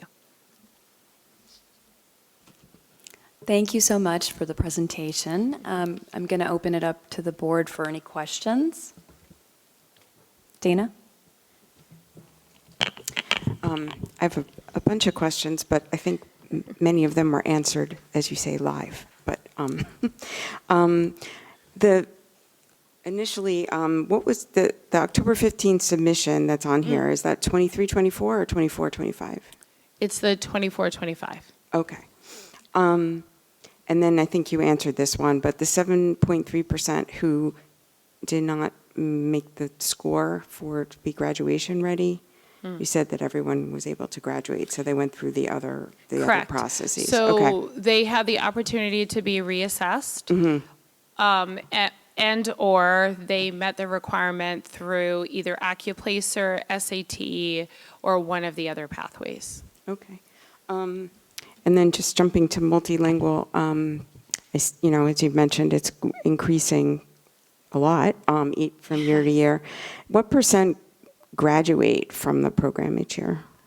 Like, I know it's not consistent because it's not the same cohort, but. When you say graduate, I mean, could you clarify? they move into general education as So they're opposed- all in general education. Right, but they don't have the supports of MLO. Oh, in terms of going into not receiving supports for multilingual learners, that depends on the year. I would say we looked at this last year, it was around 21% of our students were able to meet that proficiency of 4.5 and no longer need services. It's very dependent upon how much prior language proficiency they have, what levels of support they've had, whether they're, coming in as a level 1 student, meaning they have no language proficiency, or they're coming in with some language proficiency. So it's really individually dependent. But last year, about 21% of our students were able to have enough proficiency to no longer need services. Okay. And then jumping to AP tests. Sure. So it looks like there were 3,635 tests given. Does it say in there, how many students that took that number of tests? I don't know, maybe you had it in there. And then just as an observation, it seemed like more males were taking AP tests by Interesting. kind of significant, like 1975 versus 1639. So we had 1,394 students take the AP. 1,334. Okay. Across both high schools. Right. So it's, of course, across many grades because, yeah. So- Primarily juniors and seniors. Seniors, right. We do have one AP course now that's offered to sophomores, so we do have some sophomores who take it, as well as we have some sophomores who take an AP test in their language as well. So sometimes we have that. Okay. I don't know if I just said something about noticing that more males are taking APs. It looks kind of, I don't know. I'm not More- sure why. Yeah, 1975 Sure. versus 1639. It seems like kind of a lot. And then I just also, another observation was just that the ACT participation seemed to be, it was already low, but it seems to be dropping over the last, 2 to 3 years. So anyway, thank you so much for your Sure. report. Appreciate all that. Any more questions? Paul? Wow, what a comprehensive report. I would have loved to take a deeper dive. Slide 26. It appears that every cohort had a dip in 2024, but then a recovery in 2025, all but special education, which has continued to decline. What's your feelings on that? Have we had increased enrollment of kids that might be more greatly impacted? But what are your thoughts? That's a complex question. We certainly are always looking at our programming across. One of the things that we've started to focus on more recently is how we can really communicate across general education and special education in terms of our programming and ensure alignment with our MTSS process, with our special education as well, as we transition students from, special education programming back into general education so that they're more successful. So that's something that we started to look at, and alignment of that programming. I'm not sure if it's because students have more need. I think that we have to continue to look at, what we have to dissect this further in terms of is it specific grade level cohorts? Is it specific needs of individual students? Are there particular curricular aspects where we need to do more training with teachers in terms of supporting them in helping students make more progress or accessing the grade level standards differently? So we definitely need to dive into that further. And just one more, thank you for that answer. You mentioned the alternate routes to graduation a couple times. We Sure. heard AccuPlacer. Can you just tell us what that is? So AccuPlacer, I think one of the reasons why we've had such success with it is because it offers like almost immediate feedback to students on where they need to improve. So for instance, they submit like their writing, and then it offers them feedback of why they were or were not like successful, and then they can practice. There are a lot of like practice sessions that they could do immediately in order to improve for the future. And so we have utilized it for that purpose. It also supports our ML students because they can take components of it in the language that they're most comfortable in. And so, for instance, the mathematics component specifically can be adjusted for a different language, and therefore it gives access while still measuring the skills in terms of graduation readiness. And so that has been very helpful as well. So I think because of the immediate feedback, the ability to do like tutorials to help them make progress, as well as access for students like our multilingual learners, has really helped us to have success with students that maybe NJGPA they're not as successful with. Thank you. And thank you both for the presentation. Sure. Any other questions? No. Louisa? Can you just remind us, when do the students take the NJSLAs? Because we're judging them as meeting grade relevant or not, so I think when they take them is relevant. Yep. GPA takes place, that's the graduation requirement one, that takes place in March, and then NJSLA takes place in May, April, May. We have field testing happening right now for the new NJSLA adaptive test that's happening now, and then that'll be administered in the spring, March, and May as well. Okay, so the students that are approaching grade level still realistically have a shot of making grade level by the end of that grade level, right? But the ones that are far off are obviously far off. Okay, great. And that's something that most recently, especially recently, we've really been looking at, that cohort of students that are approaching and comparing that to some of our internal measures where we look at our MAP assessments and looking at what specific skills can we help to really facilitate in the classroom, and teaching teachers how to also look at those assessments and be able to identify those skills so that we can really target that more intentionally and focus on that so that we can prepare them to be ready for the following year. And also GPA, the NJGPA, the kids that take that in March, they have the opportunity to retake in October if they did not pass, and then any new seniors that were not here and had not taken it also have that opportunity, and that was earlier in October. It will be interesting with the new assessment how we will think about historical data in comparison to how students perform next year, because we really will not have a comparison to what the adaptive test or assessment will tell us about our students. So we really will also rely a lot on our internal measures to ensure that students are growing. Shweta?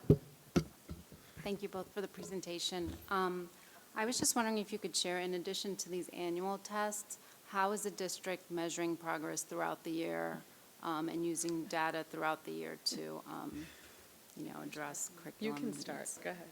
It's So- like, how are we not? Yeah. So there's lots of levels to what's happening with the assessment. So we use the NWEA map. We give that 3 times a year. So we just are wrapping up that administration now of that for both ELA and math at K-8. And then we also, for mathematics at K-5, we have our unit assessments, and we have this unit assessment and also Number Corner, which is a component of our foundational resource bridges. We give that 5 times a year to students so that there's checkpoints along the way around major content. In ELA at K-5, there's also, with the IMSE training, there are instances throughout the year where students are, actually there's weekly assessments with that, and teachers are taking anecdotal information daily, so you get more of that observational piece to go along with some of these bigger measures that we have. Do you want to speak about secondary? At the secondary level, besides students' grades, many of the different departments are also incorporating common assessments. and teachers have half-day or full-day release days where they come together and they take a look at the common assessments and make comparisons in terms of student achievement, and then set goals for like the next administration of those common assessments. As well as we look at other standardized measures like PSATs, we look at SATs, APs, like every single possible assessment that we can think of to see how students are making progress.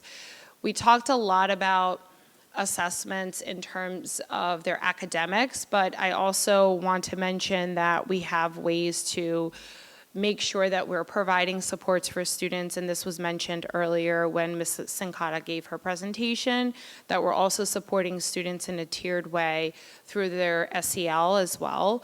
Both at the Tier 1 level, which she spoke about, our different programs through a second step, through our counseling services, as well as Tier 2 and Tier 3 through our small group instruction with our counselors and our UBHC clinicians at a one-to-one level with students. Like, there are lots of tiered supports for SEL too. We didn't talk about that in our presentation because it wasn't as relevant, and she mentioned a lot of those supports, but I want to make sure that it's shared that our MTSS encompasses both SEL supports and behavioral supports as well as academic supports. Thank you. Liz? Thank you again for your very super comprehensive report, especially so late in the day. I'm just so appreciate the comments you just made about the overall support systems that we have in place. I just wanted to know, how do we let parents know about the availability of those type of additional support systems, especially as kids are preparing to take the SATs and all those other kind of standardized tests? What's the approach taken for students as well as parents? And then I have a second question. Sure. So all of our, and this is actually something that was also referenced in some of those publications, that there isn't a transparency.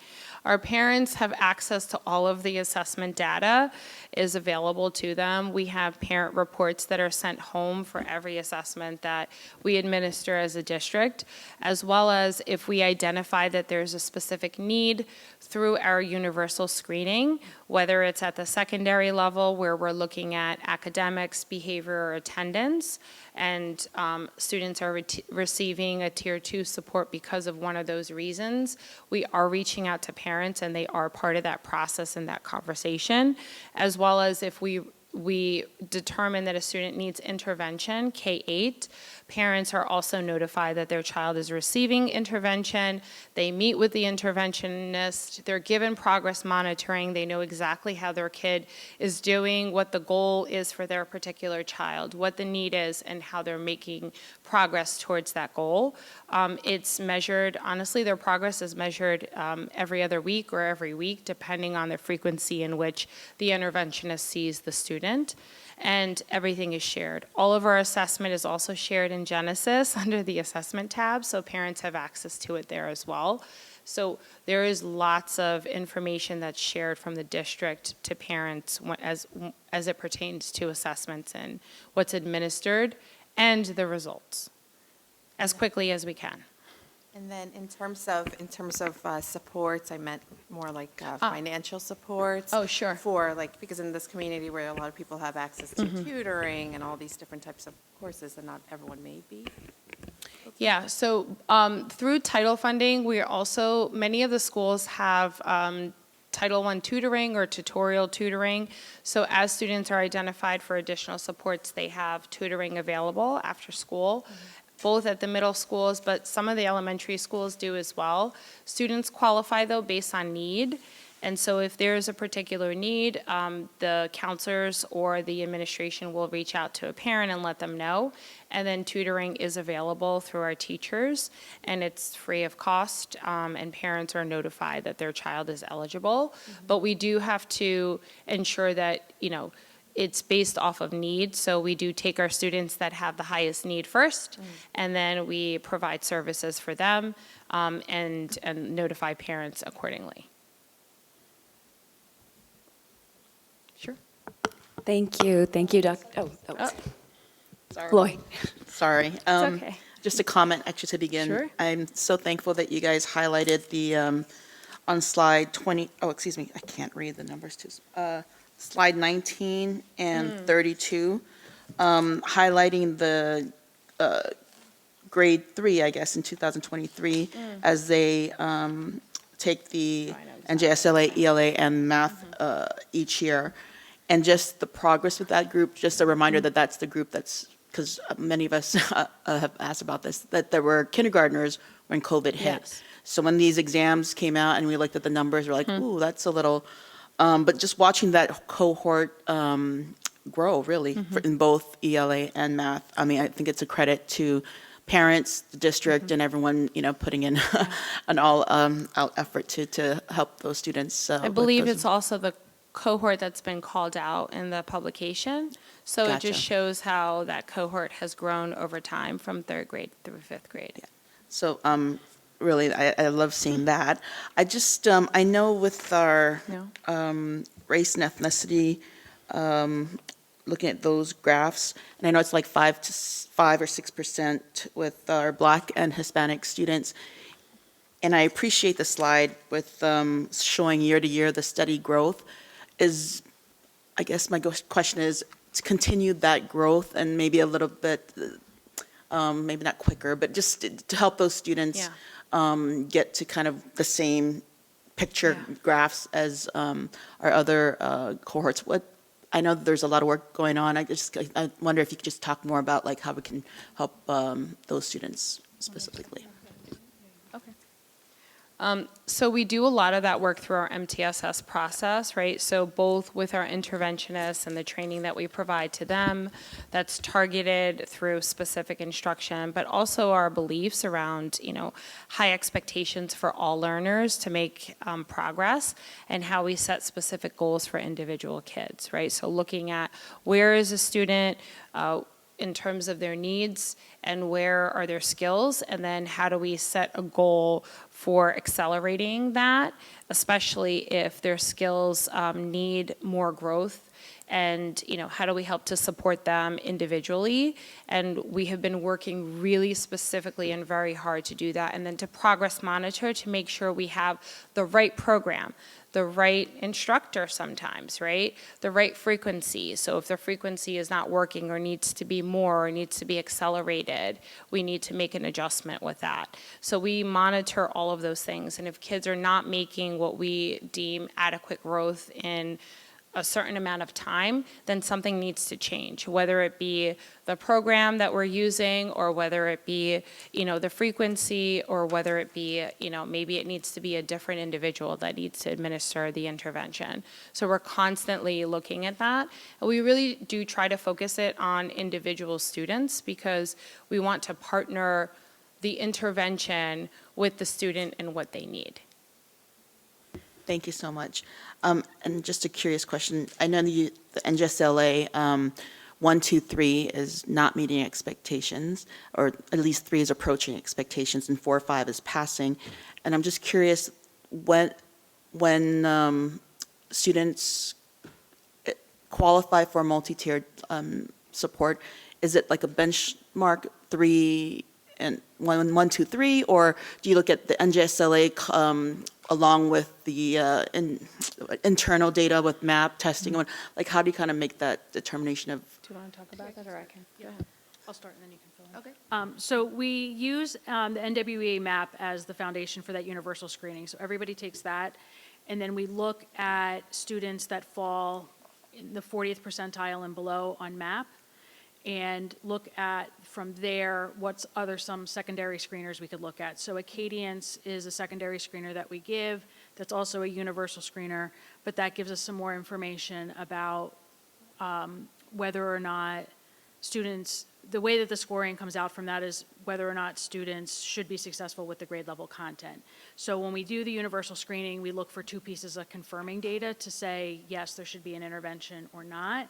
And sometimes we look at the NJSLA, if it's, we only have that information for 3rd grade and above. We don't have that for K1, 2. So we don't necessarily use that as that benchmark. We want something that everybody takes. That's why we use the NWEA map first. And then for mathematics at K5, we look at the map, and then we look we screen if kids are 40th percentile and below. We look at the Acadian screener, and then we look at the number corner benchmark or baseline and check up from there, because that gives us some classroom data. So we don't want to over-test kids, but we also want to make sure that, and we're also using things that kids are already doing in making those determinations, and we don't want any of these decisions to be based on one data point. So that's where we come in with, look at MAP, and then do we have another piece of confirming data to say yes or no on whether or not that intervention should take place. It's hard to use on JSLA because we don't get the assessment back for a very long time, and it's only once a year, right? And so it's helpful to look at it for patterns in terms of like our curriculum. Like for instance, we noticed when we went back and we looked at one of the grade levels, and I can't remember which one, but one of the grade levels, we noticed that many of the students were not proficient on one of the particular skills. I think it was like putting fractions on a number bar. It was third grade. Okay, so it's helpful for us for that particular thing, right? To look at, okay, we need to incorporate more practice with that. We have it in our curriculum, but obviously they don't have enough practice with it. So it helps us to adjust like curricular things. But for individual student decisions, it's not timely. It doesn't give us like on-time information. That's why MAP administration 3 times a year gives us more what's happening with students more like right now, as well as the Acadians assessment, as well as other benchmark assessments through math and through literacy, so that we can have we're able to set more SMART goals, more goals that are on target for those particular kids, and to check to make sure that they truly need intervention, and then what's their goal. And just one last comment, because I had a son who just graduated last year, K through 12 through the district. And I'm not surprised with the SAT and AP scores, because I saw the materials that as much as he would share, when he came home with the work that the teachers do in the classroom, especially for the AP classes. It's amazing what they get through in a year. And so I'm not really surprised with some of the scores and the SAT testing.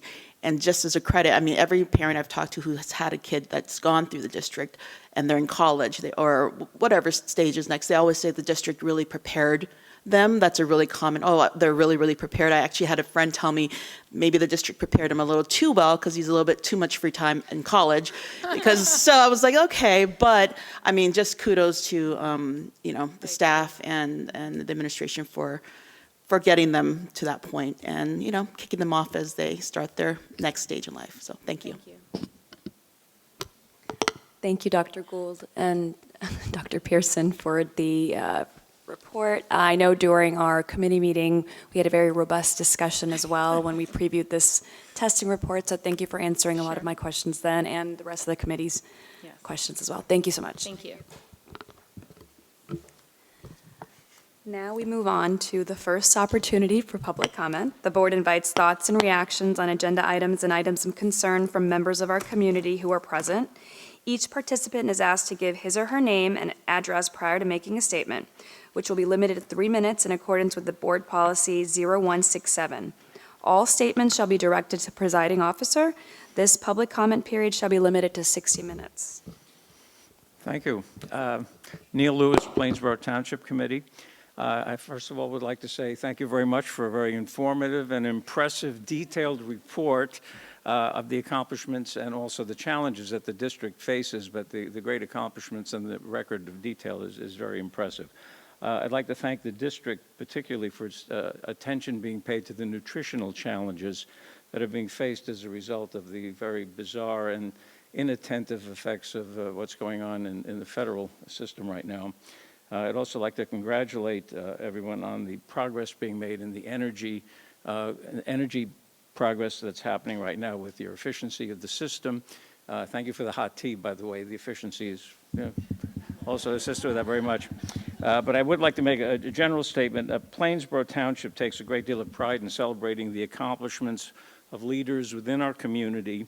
And in particular, we like to at least acknowledge the people who exemplify excellence in service, education, and civic engagement. And on behalf of the Township Committee, we would specifically like to congratulate Dr. Adderhold on as being the recipient of the Ernest Boyer Outstanding Educator Award for New Jersey, and I share that from all of my colleagues on the Township Committee. So thank you very much, and thank you for all you're doing. Okay.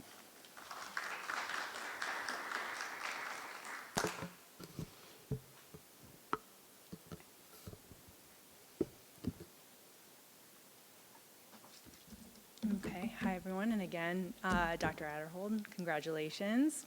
My name is Ashley Rechtenwald from West Windsor. We've been speaking via email. So good evening. I know it's getting late, so I'll keep this brief. Again, my name is Ashley Rechtenwald. I am a mom of 3 children in this district, each on a different bus, which means 3 separate stops at my home. Every week on Village Road West, we witness stop-arm violations where drivers are illegally passing stop school buses as children are getting on and off. These daily incidences are why we launched the West Windsor-Plainsboro School Bus Safety Initiative, now supported by nearly 100 parents across our community. Our mission is simple: to make sure no child safety depends on driver luck or community vigilance alone. In just a few short weeks, we've seen incredible momentum. Our mayor and police department have introduced an Adopt a Bus program to increase enforcement, and we've begun working with the West Windsor Bicycle and Pedestrian Alliance, the Allen Voorhees Transportation Center at Rutgers, and the New Jersey Bike and Walk Coalition, all eager to support local action on school bus safety. I have also been in communication with Dr. Adderhold, who has been very supportive of our efforts thus far.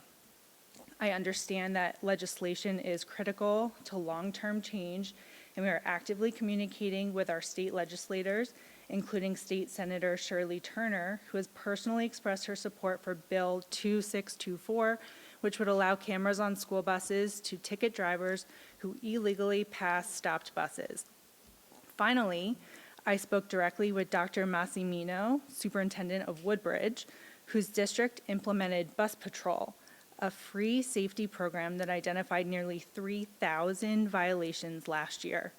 He called it a home run, citing strong privacy protections and valuable data to inform prevention and policy. Our hope is to work hand in hand with this board and the district to bring similar safeguards to West Windsor-Plainsboro. The violations are happening every day right in front of our children. Together, we can move from reactive enforcement to proactive protection. We are asking to consider this education flyer that I have here to be posted where adults and parents entering the school, as well as with the school's weekly newsletter, so that we can better educate our parents and school staff in general. I'm happy to share this digitally, or I can share this right now. So thank you for your time and continued commitment to student safety. That's it. Thank you. Any more for public comment? Okay. Well, that closes the first opportunity for public comment.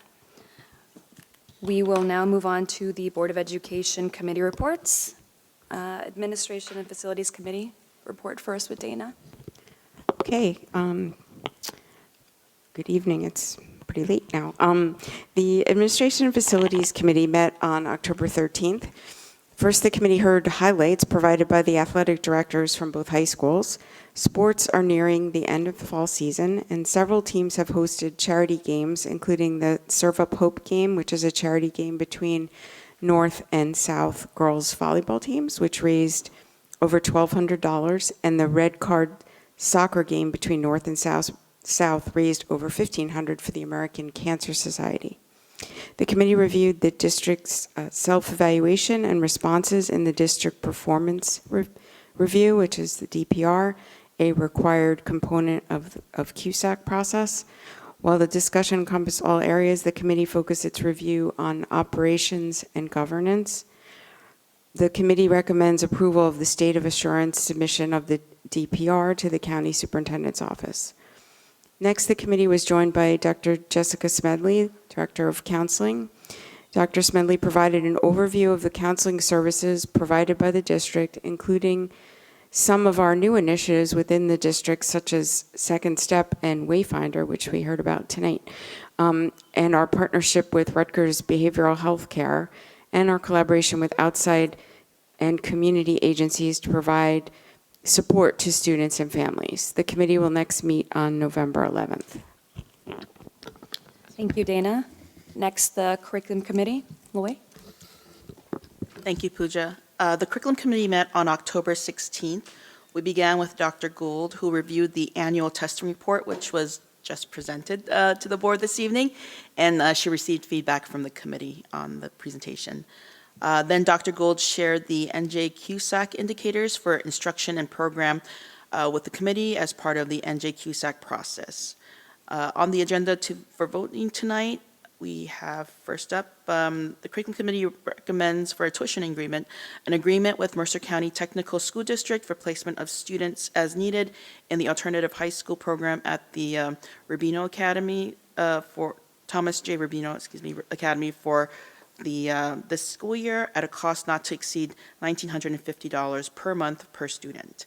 Next, the committee recommends approval of the listing of community education fall, winter 2025 and spring 2026 adult, youth, and after-school enrichment programs, listed which are all listed on the agenda. And then lastly, field trips. The Curriculum Committee recommends the following overnight field trips for approval. First, with High School South, the Science Olympiad team to Cornell University from November 14th through the 15th. The cost of that trip is approximately $350 per student. And then moving on to High School North, Model United Nations to Princeton Model United Nations Conference Ivy League, experience in Parsippany from November 20th through the 23rd. The cost of this trip is approximately $370. And then last but not least, our music students for North to New Orleans from the 26th of March to the 31st, and the cost of that trip is about $2,500 per student. The committee will next meet on Tuesday, November 11th. Thank you.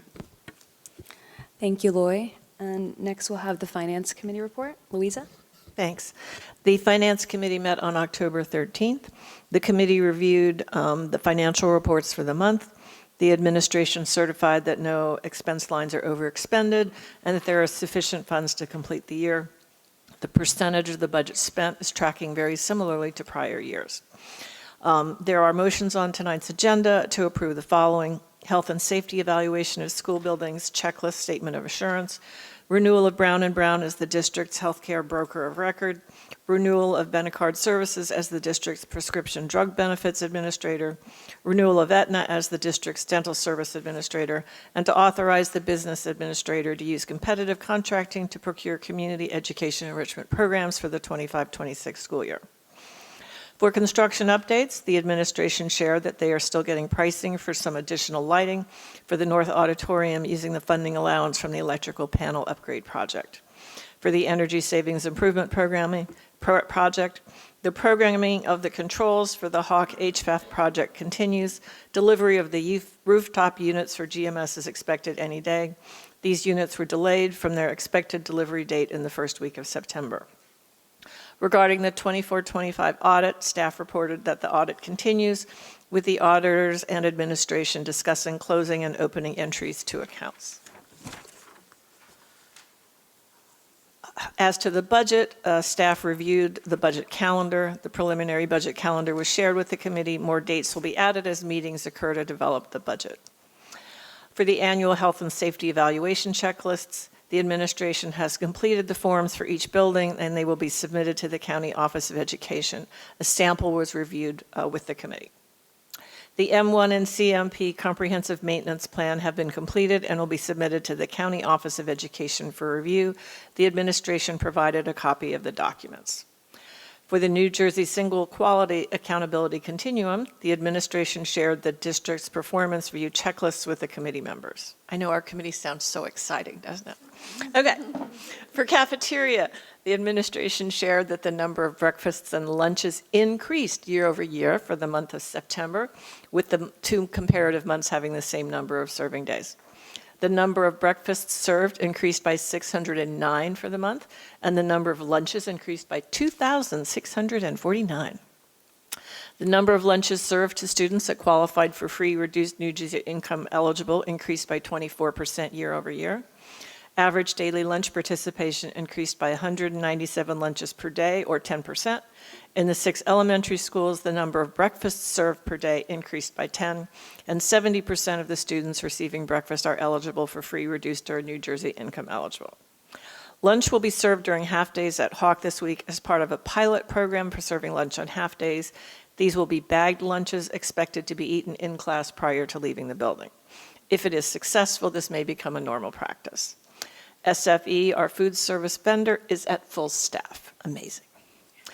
Under transportation, administration shared information regarding the submission of a grant for 6 electric 54-passenger school buses with the help of Highland Fleets, Inc. Once the district is notified of the results of the grant application, a feasibility study will be provided to determine the financial efficacy of accepting the buses. Highland Fleets offers national buying power of the buses, a maintenance and service contract, including towing, installation of the chargers, and the cost of the electricity to charge the buses throughout the year. The cost of these services must prove to be feasible for us to continue with the process of accepting the grant to procure the buses. In other business, the administration shared the latest hourly rate chart showing the increase in minimum wage to $15.92 per hour. This increase is for the few hourly positions that are not covered under a negotiated agreement salary guide. The administration shared that the band boosters want to purchase a shed for the high school north campus to store marching band equipment. The administration shared that we'll have a meeting with an entity on Wednesday to discuss a possible grant to install outdoor gym workout stations at each of the high schools. These would be primarily funded by outside corporate sponsors. The committee will next meet on Tuesday, November 11th. Thank you, Louisa.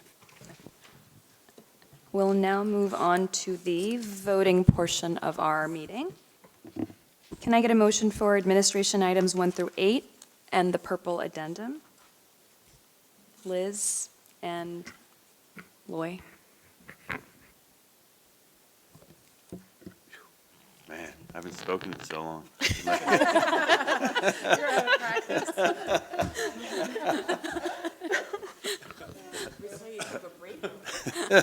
Oh, my gosh. Here we go. All right. Okay, we'll start with Ms. Chiniera. Yes. Ms. Maliga. Yes. Ms. Krug. Yes. Ms. Ho. Yes. Mr. O'Brien. Yes. Ms. Shetty. Yes. Ms. Bonsall. Yes. Okay. Can I get a motion for curriculum items 1 through 3? Dana and Paul?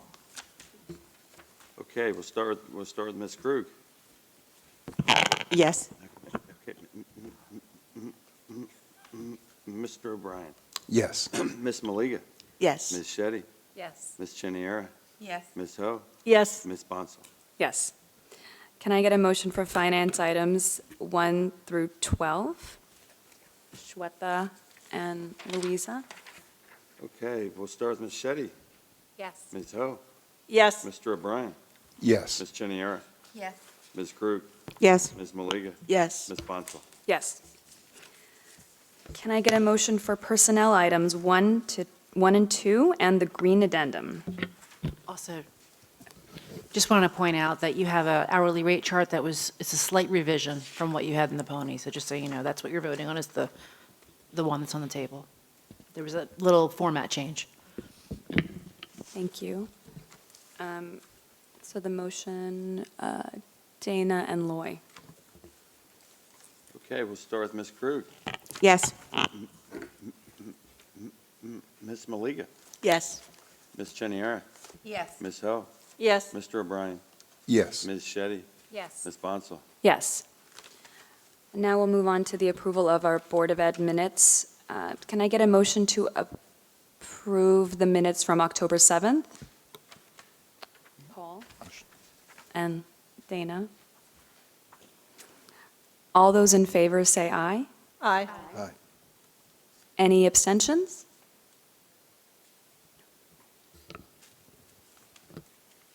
And do we have any Board of Liaison reports?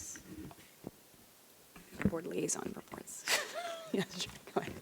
Um, Liz? Just real quickly, that Loy and I have been communicating with the different PTSAs and working with them and participating, keeping an eye on some of the concerns and things that have been raised or vetted to us. So that's really helpful for us with our partnership with the administration. I also just want to make a comment with regard to the A&F committee minutes and just a very deep appreciation to Ms. Sankata and Dr. Smedley for their extensive time and effort with explaining all the range of counseling services and the robust programs that we have here within the district, and looking forward to more outreach with the parents and the community to make everyone more aware of what's already available and how to go about to access important services needed.